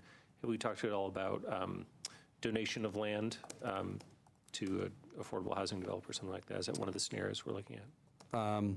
So that I would see that simply as an additional investment into affordable housing above and beyond that. Because it would reduce that amount that we had, That's correct. Recouped. It'd reduce your 18 million, but it would create more affordable housing. Yeah, I guess you could donate the land, or you could also hold on to it, right? I mean, you could retain the land and then That's correct. Something like that. Yep. But that would essentially require additional investment. Yes. Okay, thanks. So Wait, Mary's next. Or, So my question kind of relates to Aaron, so Kurt, don't go, please. So mostly what we're looking at the moment is rental housing options. Is that correct? Because that's just kind of what happens right now. Or Okay, so I think I understand your question. Through option A, and I think Chris alluded to this, that we would have a little more control of the land. so kind of similar to Pollard, where we did have for sale. Right, options. so we could potentially influence that certain parcels are for sale, certain parcels are rental, and create a mix that would be beneficial to what we're trying to create. And how would, phasing was mentioned, so how would a phasing, so say similar to the way the Pollard work, or the similar to the way TVAP work actually, where it was all parceled up and phased in so that some parcels were held longer, some were sold off sooner, things like that. How would that influence the potential affordable housing, and also I guess, and this would be a question for Chris, the financial, the fiscal outcome of the initial purchase of the site? So if I could give maybe a couple of examples. So let's say in that phasing that the first piece you wanted to create was an affordable housing building or component. The challenge with that is we would sell that property to a affordable housing developer or our housing authority. We wouldn't have the additional benefit of the rest of the site to invest into that, so we wouldn't have the benefit of the cross functioning of that financing. One of the advantages is it could go up in value over time as well, the market components. If you did an overall plan for the site with different components of ownership and rental, you could really look at different options, which we could create in June as well. Okay. Yeah, I think as Kurt described it, it's really it's a cash flow decision. If you sell it all at once, then now you get a bigger check, and then you can use that to support affordable housing. You could use it to support some of the site improvements. If you want to sell over time, kind of parcel by parcel, you just, depending on what parcel you sell, you'd have to decide how you want to manage that cash flow. If it's affordable housing first, it may be that we need to provide funding to support that and then wait a while. And as Kurt said, then, the land value may increase a little bit, and then you'd sell off another parcel and it may be worth a little bit more. But those are policy decisions that we could make from a cash flow standpoint. And so what if you were to parcel it off, the whole site as a whole? There would likely be some parcels that might be more valuable than others. And so what might one do in a case like that? If you parceled it in pieces and then looked at it, this one here is like really valuable, and if we hold on to it for 2 years, it really makes sense. So, I mean, how would we go about doing something like that? I think that's something that we could look at through the area planning process. We could put some guidance in the plan related to that. I'm relating back to the Transit Village Area Plan. There's a phasing mechanism in the Transit Village Area Plan. So we're right now only implementing phase 1 of TVAP. It's 160 acres overall. Only the area from 30th Street east to the railroad tracks is in phase 1. So everything from the railroad tracks to Foothills is in phase 2. We have not started the land use and rezoning because that's all privately owned. Here, we're essentially the property owner of this entire parcel, so we've got more control over the phasing. But if we wanted to describe a phasing plan in the area plan, we could. And so that would be maybe one mechanism that we could look at. And I'm thinking a little out loud on the fly here, but that'd be an approach. And so we could say, do a phasing plan that A, maximizes our fiscal responsibility to the people, and B, maximizes our affordable housing. Yeah, so if you wanted to have a phasing plan that said either start with affordable housing or start with some market rate housing, depending on your objectives related to cash flow, that's something that we could look at. And then I guess a third thing could be the benefits of the flood mitigation that's going on for the entire community. So Mary, one thing that might be helpful, if you remember back on 30th and Pearl, I think it was about 2.5 years ago, we did a study that we presented to City Council that kind of looked at different bookends of how we could develop it, and the various levels of affordability when you start looking both at density and unit ownership types. We could do a similar exercise on this site. That was done by a consultant, but I think City Council found that very helpful. Yeah. Okay, thank you. Sam. So I just wanted to bring up relative to affordable housing that the community benefit definition will likely be done by then. And the first phase of the definition of community benefit and site plan review is to have affordable housing be the community benefit that gets looked at in site plan review. So it seems likely that we will get more than 25% affordable housing here or additional money in the cash in lieu as the market rate developments happen, and they have to, if they want, a height exemption or floor area ratio exemption from the zoning, that more affordable housing or funding for affordable housing will flow from that market rate development. And it also seems, Mary, to your idea of phasing, that doing market rate first will produce funding for affordable housing that can then be used to contribute to affordable housing projects wherever we designate it. So when we go through the area plan, it seems like we could state our goals for affordable housing. We could state where we think we'd like it to go. Do we want it all on site, or do we want just the 25% on site?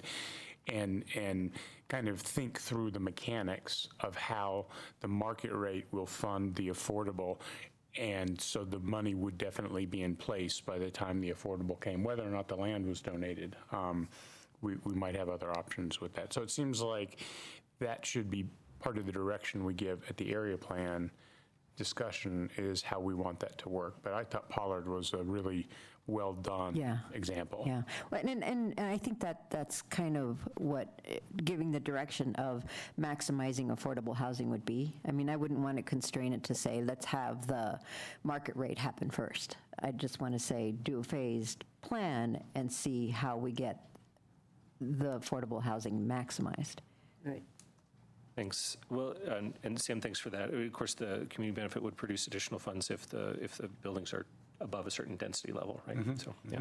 So if I could just work through a little bit more on the finances, if you can indulge me here, just I'm trying to figure out the sort of the bottom line for the 25% affordable housing, so we have a sense of what the cost to the city is of that, and then of course additional affordable housing would cost more. So as I'm understanding this, so we've got the deconstruction, right, which we have the money for additional funds from 2018, right? So there's that piece. There's the share of site improvements and flood mitigation, looking like that will be on the lower end, because it looks like we probably aren't going to do a huge amount of flood mitigation. So I don't know, maybe that's 5-8 million or something, who knows, something like that in terms of one-time cost. And then in terms of our current annual costs, we've got $3 million a year to pay back the site costs for the $40 million we purchased it for. And for the pavilion remodel, if we do that, we're looking at $3 to $4 million a year. So we're looking at $6 to $7 million a year in costs, which would be then offset by selling the land for 20 odd million, maybe something like that. And so, so that's, we're in for 5 or 8 million. You're minus 20. Now so you've got maybe 13 million in excess, plus 6 to 7 million a year. So you might knock that back if you invest that. Maybe it's 7 million or 6 million a year, something like that. Does that sound about right? So maybe the all-in, if we do all of this and we renovate the pavilion and we get 25% affordable housing, we end up with maybe a city requirement of 30 years of 6 odd million a year? Yeah, I think that's a great way to look at it, and then to compare that to what are the objectives we're trying to achieve. And if the objectives are city services and housing, now you can look at, I think we're achieving those objectives. And as I've we've all wrestled with the finances and how to describe it. We had a dual purpose function of buying this site. One was a government services purpose, and one was for steering the redevelopment, and let's say it's for housing. That's the focus of the conversation. On the housing side, you have expenses and then you have income, and you want that number to work right for what you want to achieve. On the government services side, you have expenses, but it's infrastructure in the end. Our buildings are just like our infrastructure. It's where we provide our services from, similar to bike paths and pipes. And there's no income line item on that side of the pro forma. It's expenses or alternate expenses. So I think that's what you described is exactly that. We have an ongoing expense related to providing the infrastructure that we need to provide for this community, and then we have a housing return that we can decide where we put that money. Okay, and then because the lease cost alternative is 3 odd million a year, something like that. Yeah. So now we're looking at 3 million or a little less a year, maybe net cost to the city over 30-odd years in order to make this scenario happen with a kind of baseline of affordable housing, with additional investments getting us more affordable housing. That is a decent summary? Yep. Okay. Thank you. That, I mean, I've been waiting for that number for my whole time on council, so now I feel like I have much better understanding of it. But recognizing that hopefully some of those numbers will shift a little bit if we don't have to do 15 million of flood mitigation. Well, that included the lower amount. He had it. Oh, you did? I'm discounted. sorry, I lost. But it does raise a But hang on, question. but I'm in the queue now. It's a follow-up question. Okay. I'm sorry. Well, I meant, yeah, I want to know, take that and make it 50% affordable housing, because I do think. Yeah, that's the next question. Yep. All right, well, that's, my question is, because I think that there's an appetite for that on this site, and getting just 25% I don't think is good enough. So I do think we want to build that into our thinking of the services provided per dollar of taxpayer money. And I don't know if you've done that math, but I would love to kind of understand that as we get, to me, it's important as part of the area planning process to build expectations around the investments and what we're getting for them. And to me, that's a level we'd want to get to. So if I can say it, like, the reason why I was establishing that baseline is on a kind of, that's what you get from just selling it with our current requirements. My guess is that the amount of investment required to get to 50% of affordable housing will be heavily dependent on the number of units that we have on site. Right. So that, and we need those questions answered. Yep, and that's kind of the process that we're trying to work through with the area plan, is we've brought scenarios in terms of how, what the land use and zoning could look like in terms of intensity of number of units. And so once we start to land on what's the level of intensity and get some policy direction on the level of affordable housing, then we can start to run more of what those numbers would look like. Obviously, it's variable dependent on where the tax credit market is and those sorts of things, but we can at least start to have an understanding of the range, if that makes sense. So that's the process we've been in, is we started really wide in the area plan, and now we've been slowly narrowing and narrowing, so we're down to a few options. That's what we're going to bring in June and say, are these the right options to take out to the community? And if the answer is yes, take those out to the community, we'll have some conversations, and then based on that feedback from the community, then we will, and council and planning board, we will then bring forward a draft area plan. And that's what we would bring forward for review in August and adoption in September. Mary. Okay, so my question that was raised in this little conversation here was on the whole site financing. So that was done with the certificates of participation, right? And there was more than one building that was encumbered to be able to finance this. So my question is as the principal is paid down on that site, are buildings unencumbered? My understanding, and I'll look to Cheryl, is the answer is yes. The way we structured the COPs is they phase. The first building is, I believe, the Park Central building, which I think rolls off in this year or next year, if I remember right. So they are. So as we pay down the principal, those buildings, the COP on that building releases. Thank you. Cindy? I just wanted, I think you said this last time, but I don't remember what the cost is to the New Britain and Park Central building, and whether or not that's part of the cost of this. Once we vacate those buildings, to deconstruct and demolish them? Yeah. Michelle, do you remember? It is part of the $3 to $4 million a year. It was part of it's not part of the $59 million for the pavilion renovation, but in the costs of the entire project, we included the deconstruction of those two buildings. And how much were those, Michelle? It was like $2 million. A piece? For both. For both? Yes. Yeah. Thanks. Thank you. Okay. So, and if, in all of this stuff, the county's thing, which involves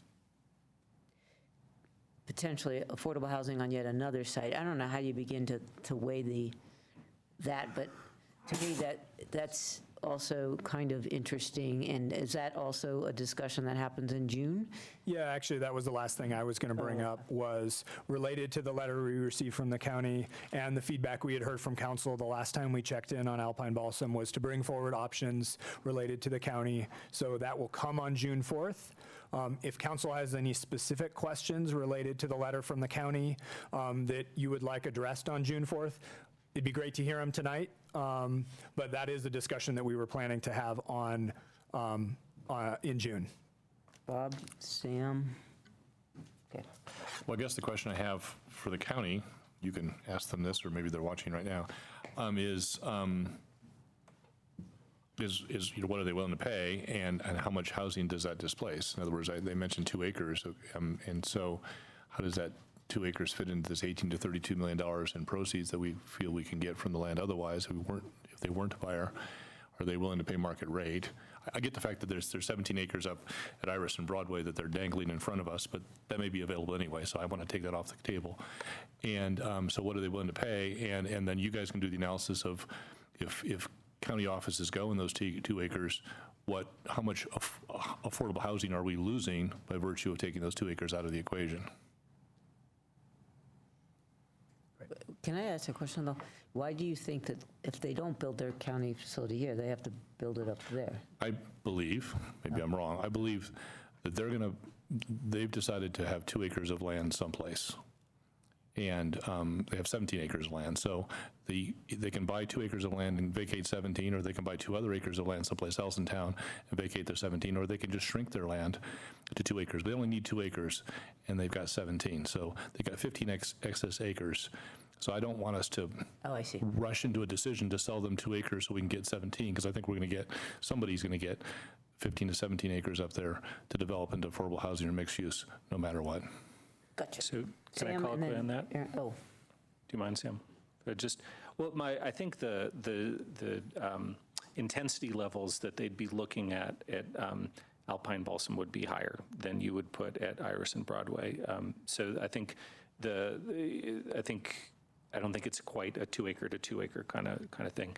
But there's also, I want to keep investigating the possibility of partnership with the county, but absolutely do that analysis. But I would want to keep the thoughts of how could we collaborate on housing at that Iris and Broadway site in the mix.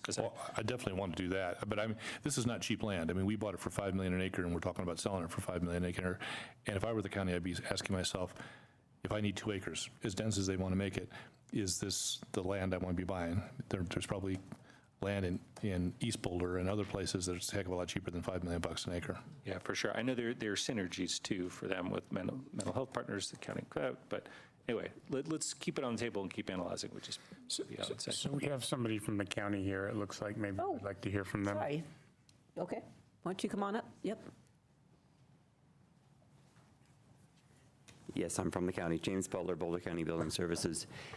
You're right, the county is very interested in participating with you in the Alpine Balsam site. We've done a facilities master plan in the last couple of years, and part of that, we recognized that we really wanted to consolidate our services.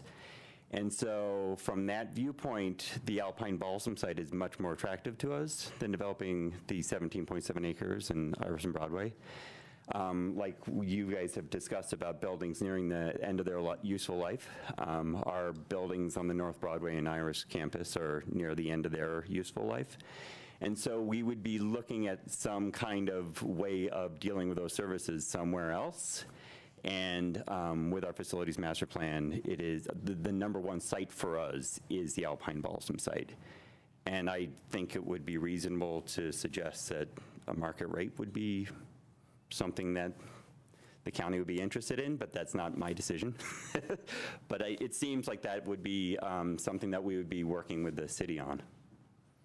Great. I think we have some questions for you. Yeah. Okay. So in the letter we got today, it mentions 120,000 square feet. Yes. And what we have kind of eyeballed is 100,000 square feet, according to staff, at the corner. And so are you flexible to be able to work within 100,000 square feet? And the other question I'll have is about the parking garage that got mentioned in there. We do have a parking garage on site, and is there some way that you could collaborate and use our garage to meet some or all of your parking requirements? So the 120,000 square feet is really a fixed number for us, and we looked at the St. Vrain Community Hub as our model for a consolidation of services, and that again came through that whole facilities master plan effort. And so we really can't negotiate that square footage. That is based on the services that we need to accomplish and the consolidation of services in one building. As far as parking goes, we, as you saw in the letter, we're looking at some kind of a reduction, probably more aggressive than 20%, but we'd really have to do a real parking study to assess that. But just my reaching out to our alternate transportation mode folks in transportation, they are like, we don't know what parking's going to be like, the needs in 10 years. We might not own cars in 10 years. Like, they were blowing my mind with some of the stuff they were saying. And so that would have to be really considered. I can tell you that our parking needs for our clients is something that we really want to do a real careful analysis of. We feel like we are more willing to work with our employees. Having the site closer to the bus barn downtown is also something that's very attractive to us that came about by the facilities master plan. And that works for our clients and our employees, because we all have eco passes. Yeah. So the 120,000 square feet, I'm going to anticipate that staff could probably figure out how to deal with that and enlarge that section just a little bit. The 2 acres is what was a little more difficult in a sense, because so if there's a way that we can work to keep the 2 acres a little lower, but meet your 120,000 square foot need and meet your parking needs, I think, we're not there yet, and we're in the area planning process, but I think that would be, it would fit with what we're trying to do as far as affordable housing as well. So we're trying not to lose acreage that we don't have to, so that we could accommodate both this hub idea of having city and county services available in the same place, but also maximizing affordable housing. So that's just a comment. I'm happy to hear you say market rate, and we can have a negotiation later on. I'm just kind of curious, though, as a county taxpayer, why would you pay market rate for these 2 acres here when you could develop 2 acres densely at Iris and Broadway? Why wouldn't you just carve out 2 acres or 3 acres or whatever you need to create 120,000 new square feet? I get the fact that buildings are old and their economic useful life is gone and so on and so forth, but why would you already own that land, why wouldn't you just build there? So one of the things that came through with the whole facilities master plan workshopping, and we had an executive advisory board, and we weighed the pros and cons of everything. Owning land is very important to us. And so that was why we were very attracted to that parcel of land, 17.7 acres. It seems great because we own the land, but there's a number of problems with that site. First of all, we have active functions on that site. We have 5 buildings with services in operation, and so for us to consolidate those services, we'd have to lease space, and then that is not the best in public service, because then all of those services will have to be in another space, and it would be more decentralized than it is right now. The function on that site is kind of decentralized, 5 different buildings. They're all, the openings, the doorways are in different locations. So you have to kind of know where you are on the map to know from how to get from public health over to health and human services. So from that standpoint, from a functional standpoint, it's kind of hard to develop that site. There's 4 ball fields on it. We would have to work on how those ball fields would be addressed with a community engagement process. There's also flood mitigation in that site. So it is a complicated site. And I think the biggest problem from a development standpoint is how do we, it's much easier for us to develop the Alpine Balsam site because it is that consolidation of services. We have county services downtown. We have county services in the old Kaiser building. And so that's meeting that goal, and it's also putting us closer to mass transit. And so being able to develop that while the functions are still happening in Iverson Broadway is a good pathway forwards for us. Aaron? Yeah, thanks for being here. This is very helpful. Yeah.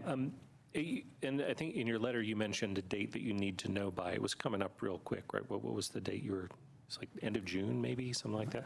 My question is, can we get a little more time to figure things out? Yeah. And you know. Yeah, I've been talking to Gene about that, and we wanted to make sure that we're moving forward on this process. And this whole discussion has been really great for us because we've been talking to our county commissioners and saying, this is important, you know, being close to mass transit is important, consolidation of services is important. And as an outcome, we've actually identified that as our highest priority site, even though we own the 17.7 acres. And the county is also interested in some kind of affordable housing on that site too. So that's a shared value for both the city and the county. And then you also talked about kind of the density, about 120,000 square feet. We couldn't develop it as dense on the Broadway and Iris campus. It's low-rise residential around that, and I think the height limit is 35 feet. In this site, we're still talking 55 feet as a height limit for our building. The hospital is 60 right now. And so the bigger area of acreage, if we could get 3 acres, we could get 120,000 square feet and have a 3-story building like we do over in Longmont. If we get 2 acres, then it has to be a 4-story structure. And so the math kind of works that way. Great. Well, and then I would just have a request for you all and for our city staff is that as we continue to sit down at the table and keep having these discussions, if we can flesh out a little bit more, Kurt, I'm looking at you, what collaboration on housing at Iverson Broadway might look like. Because I think if we're going to collaborate with the county, I think it's very promising, but I think a large part of that would be, like to Bob's point, if we're getting less housing on Alpine Balsam, how can we get even more through the collaboration at Iverson Broadway? So it's a request to everybody. I'm just going to jump in and say, I guess another question I have, and I'm sorry I didn't realize you were sitting there. That's fine. We would have had you come up sooner. Is one of the issues we were talking about before is if we decide to use the pavilion and we decide to put a 4th story, what do we get? And one of the things that might be on the table is additional public space. And it occurs to me that if that happens and if the county happens, that we might want to look at if there's synergy around shared spaces in a hub situation. I'll just throw that out there since I don't know if you guys have thought about that, and that's down the road, but it seems to me that it's the same public. So, Yeah. right? And so And one thing that we have found from county facilities standpoint is that it's great to have this kind of consolidation of services because then we can have shared amenities. The larger conference rooms are conference rooms are just notorious in county facilities. They're always booked up, and then when we start expanding, those are the first things to be cannibalized for office space. And so when we have a consolidation of services, 120,000 square feet, we can actually have those larger meeting rooms, and those seem to be like amenities that could be shared resources to both the city and the county. okay. Going back to you. Let's see, where is it going to go? So in the letter that we received today, it also said something about selling the Iverson Broadway property in order to fund the purchase of the Alpine Balsam property. So I was kind of curious, following up on Aaron's question about affordable housing, if you're going to sell it, will you be selling it to a private developer? Will you be selling it with covenants on it? What are you imagining as far as the sale of that property, and if that indeed is going to be part of what funds the purchase of the Alpine Balsam? So yeah, it would be contingent on some kind of a sale of our property to be able to develop with you, because it's a high-valued parcel of land.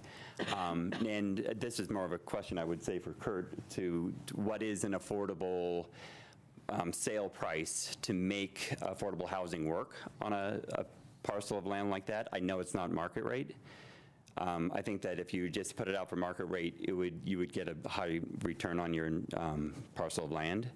And it's not my area of expertise, but it is my understanding that you have to sell it at a lower rate for it to pencil out for affordable housing. I think that can be true. It can also be for market rate if it's sold to a affordable housing provider, and then they get both the tax credits and assistance from the city in order to make the numbers work. So it's certainly something to work with Kurt on, I think, yeah. Bob?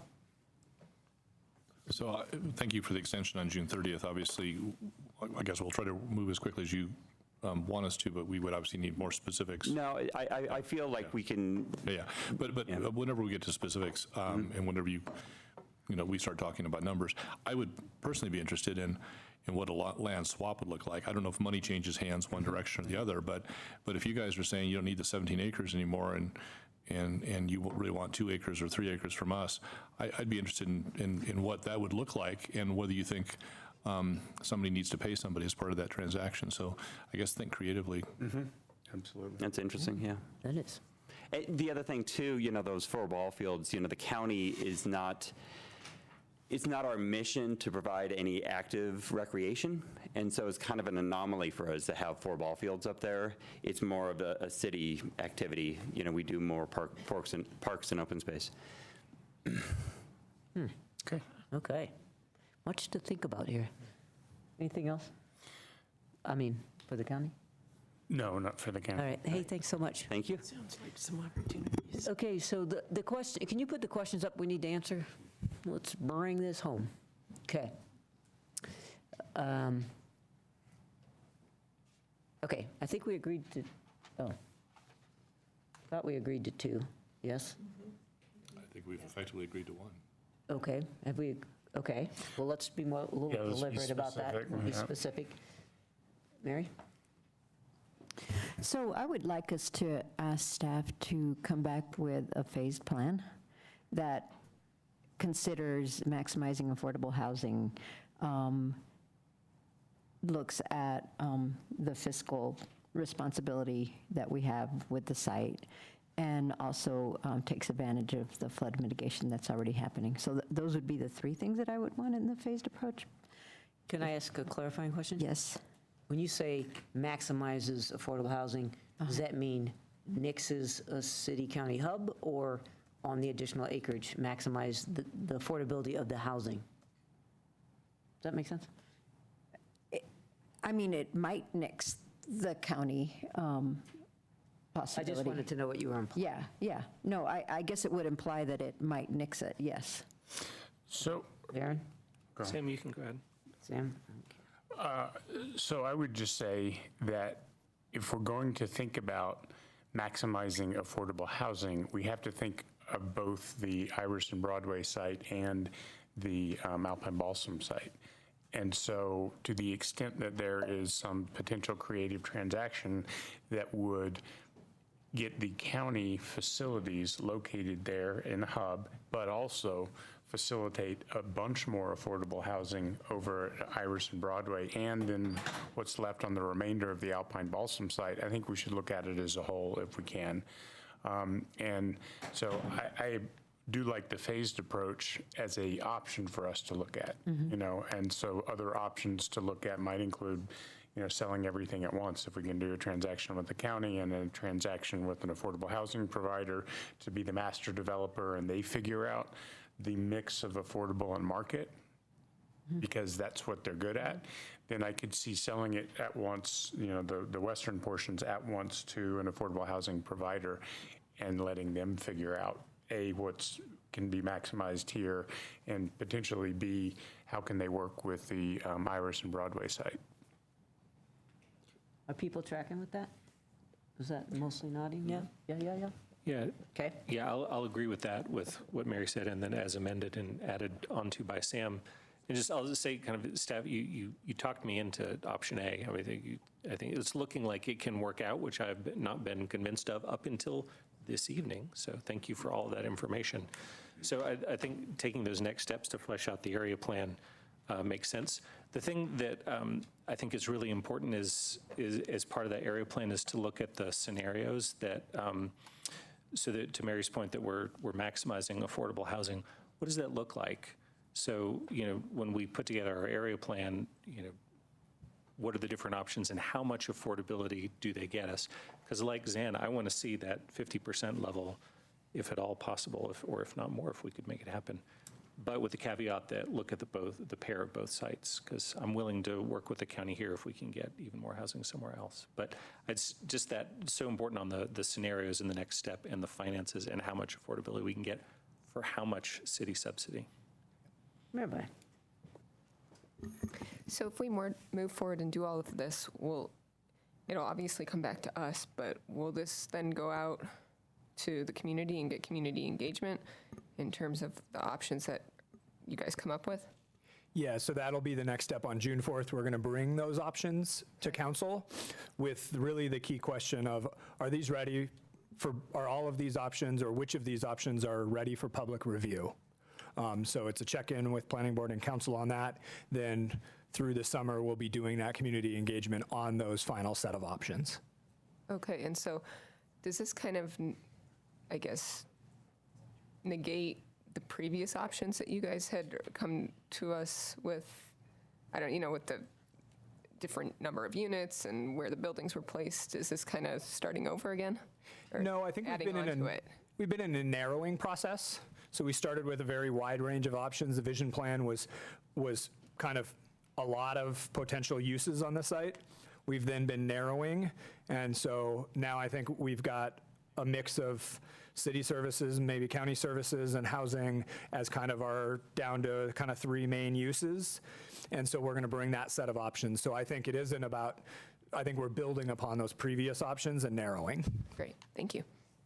Bob? The one thing, I'm fine with going forward with option A. The one thing I'm still not sold on is the pavilion building. And I think we have 3 options there. We spend $58 million to get 93,000 square feet, maybe with or without the floor, but that's just kind of one option, right? There's a lot of money per square foot. The second option is to build a 75 to 93,000 square foot building someplace else. I'd like to know what that would cost. And then the third is the lease option, right, which you guys have already laid out, but it'd be nice to compare that lease option to the building we have there and a building yet to be built. I mean, if this building is so swell, maybe the county will buy it for us for $58 million.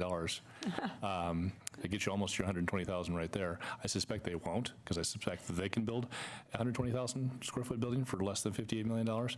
And so if they can do it, I suspect we can too. So let's really crunch those numbers. And I don't care when you bring that back, but just know that I'm not sold on maintaining the pavilion building at $700 an acre.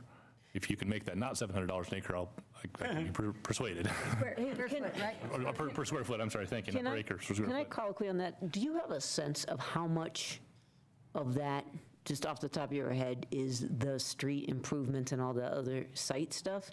I mean, because I think that it is skewing this conversation, and I'm just kind of back of the envelope. What are we talking about? Yeah, not specifically the street improvements, but in the range of projects that we've worked on where we look at the construction cost and the construction budget as opposed to the whole budget with all of the equipment and furniture and the soft costs, it's almost half the construction budget portion of it versus the entire all-in.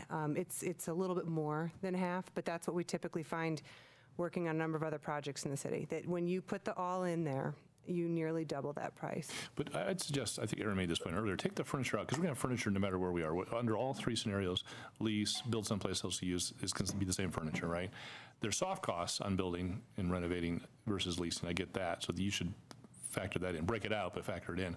But take out anything that's common across all 3 so we can really do apples to apples comparison. Well, I put it at the bottom so we know what. Break down those costs. We have those breakdowns, and we can provide that in comparison to other kinds of projects, for sure. Yeah, and how we arrive at those numbers. Cindy? So I agree with parts of what everyone has said with the phased housing, with what the caveat that Sam says of working with the county. I think there's some real opportunities there.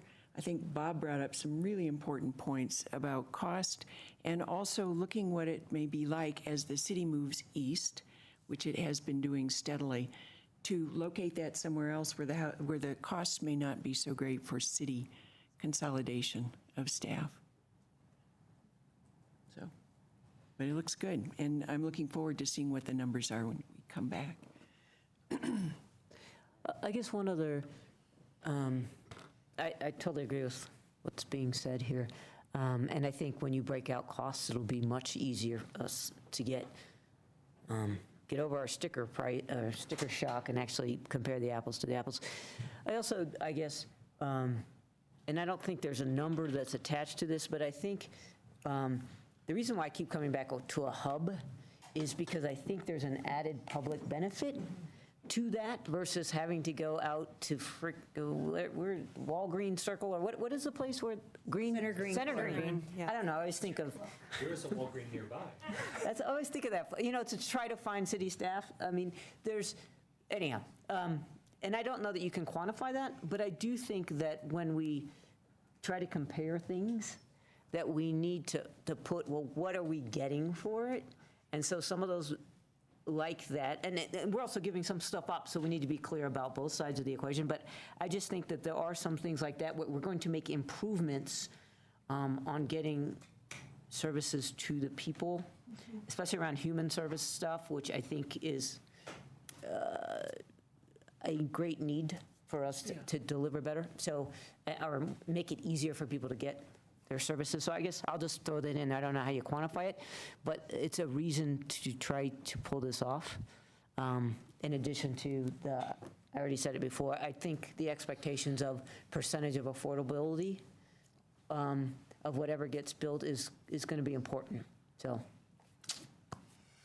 I mean, I want to echo that. I'm very much in favor of going above and beyond to get these together, and also to keep the city functions like planning and development services central, and where people know that they can get to them, and it's close to other municipal services and county services.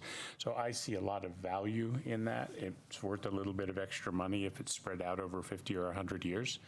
Right, and then, lease costs, as Bob said, the comparison of build versus buy is very helpful to look at and understand what the payback time is on one versus the other. To the extent that the building costs less than $58 million, then when you put whatever the construction costs are and the land costs and then put that into comparison, I think it will look a lot better than the, 40 years it is now or whatever. So I want to keep at least studying it, because I think there are knock-on benefits that come from doing that and from owning your own building. Okay, so I think we've answered your questions. Good enough? Yep. Any other thoughts, things that we want teed up for June 4th? Mary? Just to add to the list of things to consider for the phased approach. And I just wanted to clarify by making sure that we have a good fiscal outcome for the city. In that, I mean kind of making sure that we spread out the expenses and the land sales to influence the best outcome. Great. And also to get I know it's not as big as the Holiday site, but what happened up there and the way that was phased seems to be an outcome that most everybody likes. So to the extent that it adds to the interest of what gets built there and whatnot, I'll just throw that in there as a nice outcome. So just speaking of that, one thing I hear from the community is okay, city offices may be affordable housing in market rate, middle income housing, great. It would be nice, as we put together this area plan, that if there was some sort of community amenity there. I don't know what it is, cultural center, whatever, more than just meeting rooms, but I mean, a community amenity. I know that for every square foot of a community amenity, that's a square foot we can't give to housing, but it'd be nice to see what the list of options of a community amenity might be, because we hear that from the community over and over and over again. I mean, we spent $40 million on this thing. Housing's great, offices may be okay because we need them, but what's in it for everybody in the community? And not that we need to pin that down tonight. It doesn't have to be a built amenity either, because it could be like a plaza, an event space, a concert. It could be outdoor or outdoor indoor. Yeah. In addition to the service provided. Okay, is that good enough? All right. Thank you. Any last words from you guys? No, thank you. This was very helpful. We're going to circle back, talk about how much of this can we pull into the June 4th conversation, recognizing that those materials are basically ready to go in about 4 days for us. So some of it we'll be able to pull into the conversation on June 4th. Some of it we'll bring back at a later date, but this conversation has been incredibly helpful. Thank you.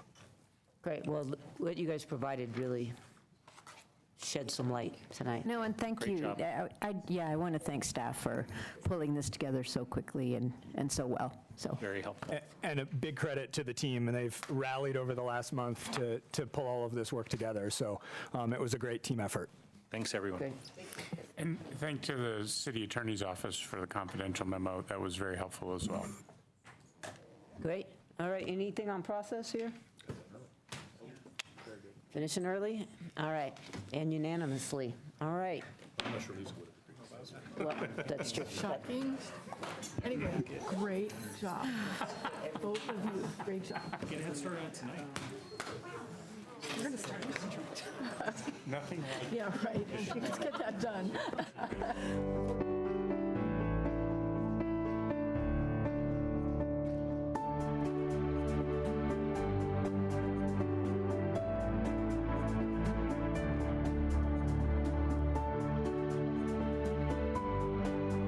Live from Paris on France 24.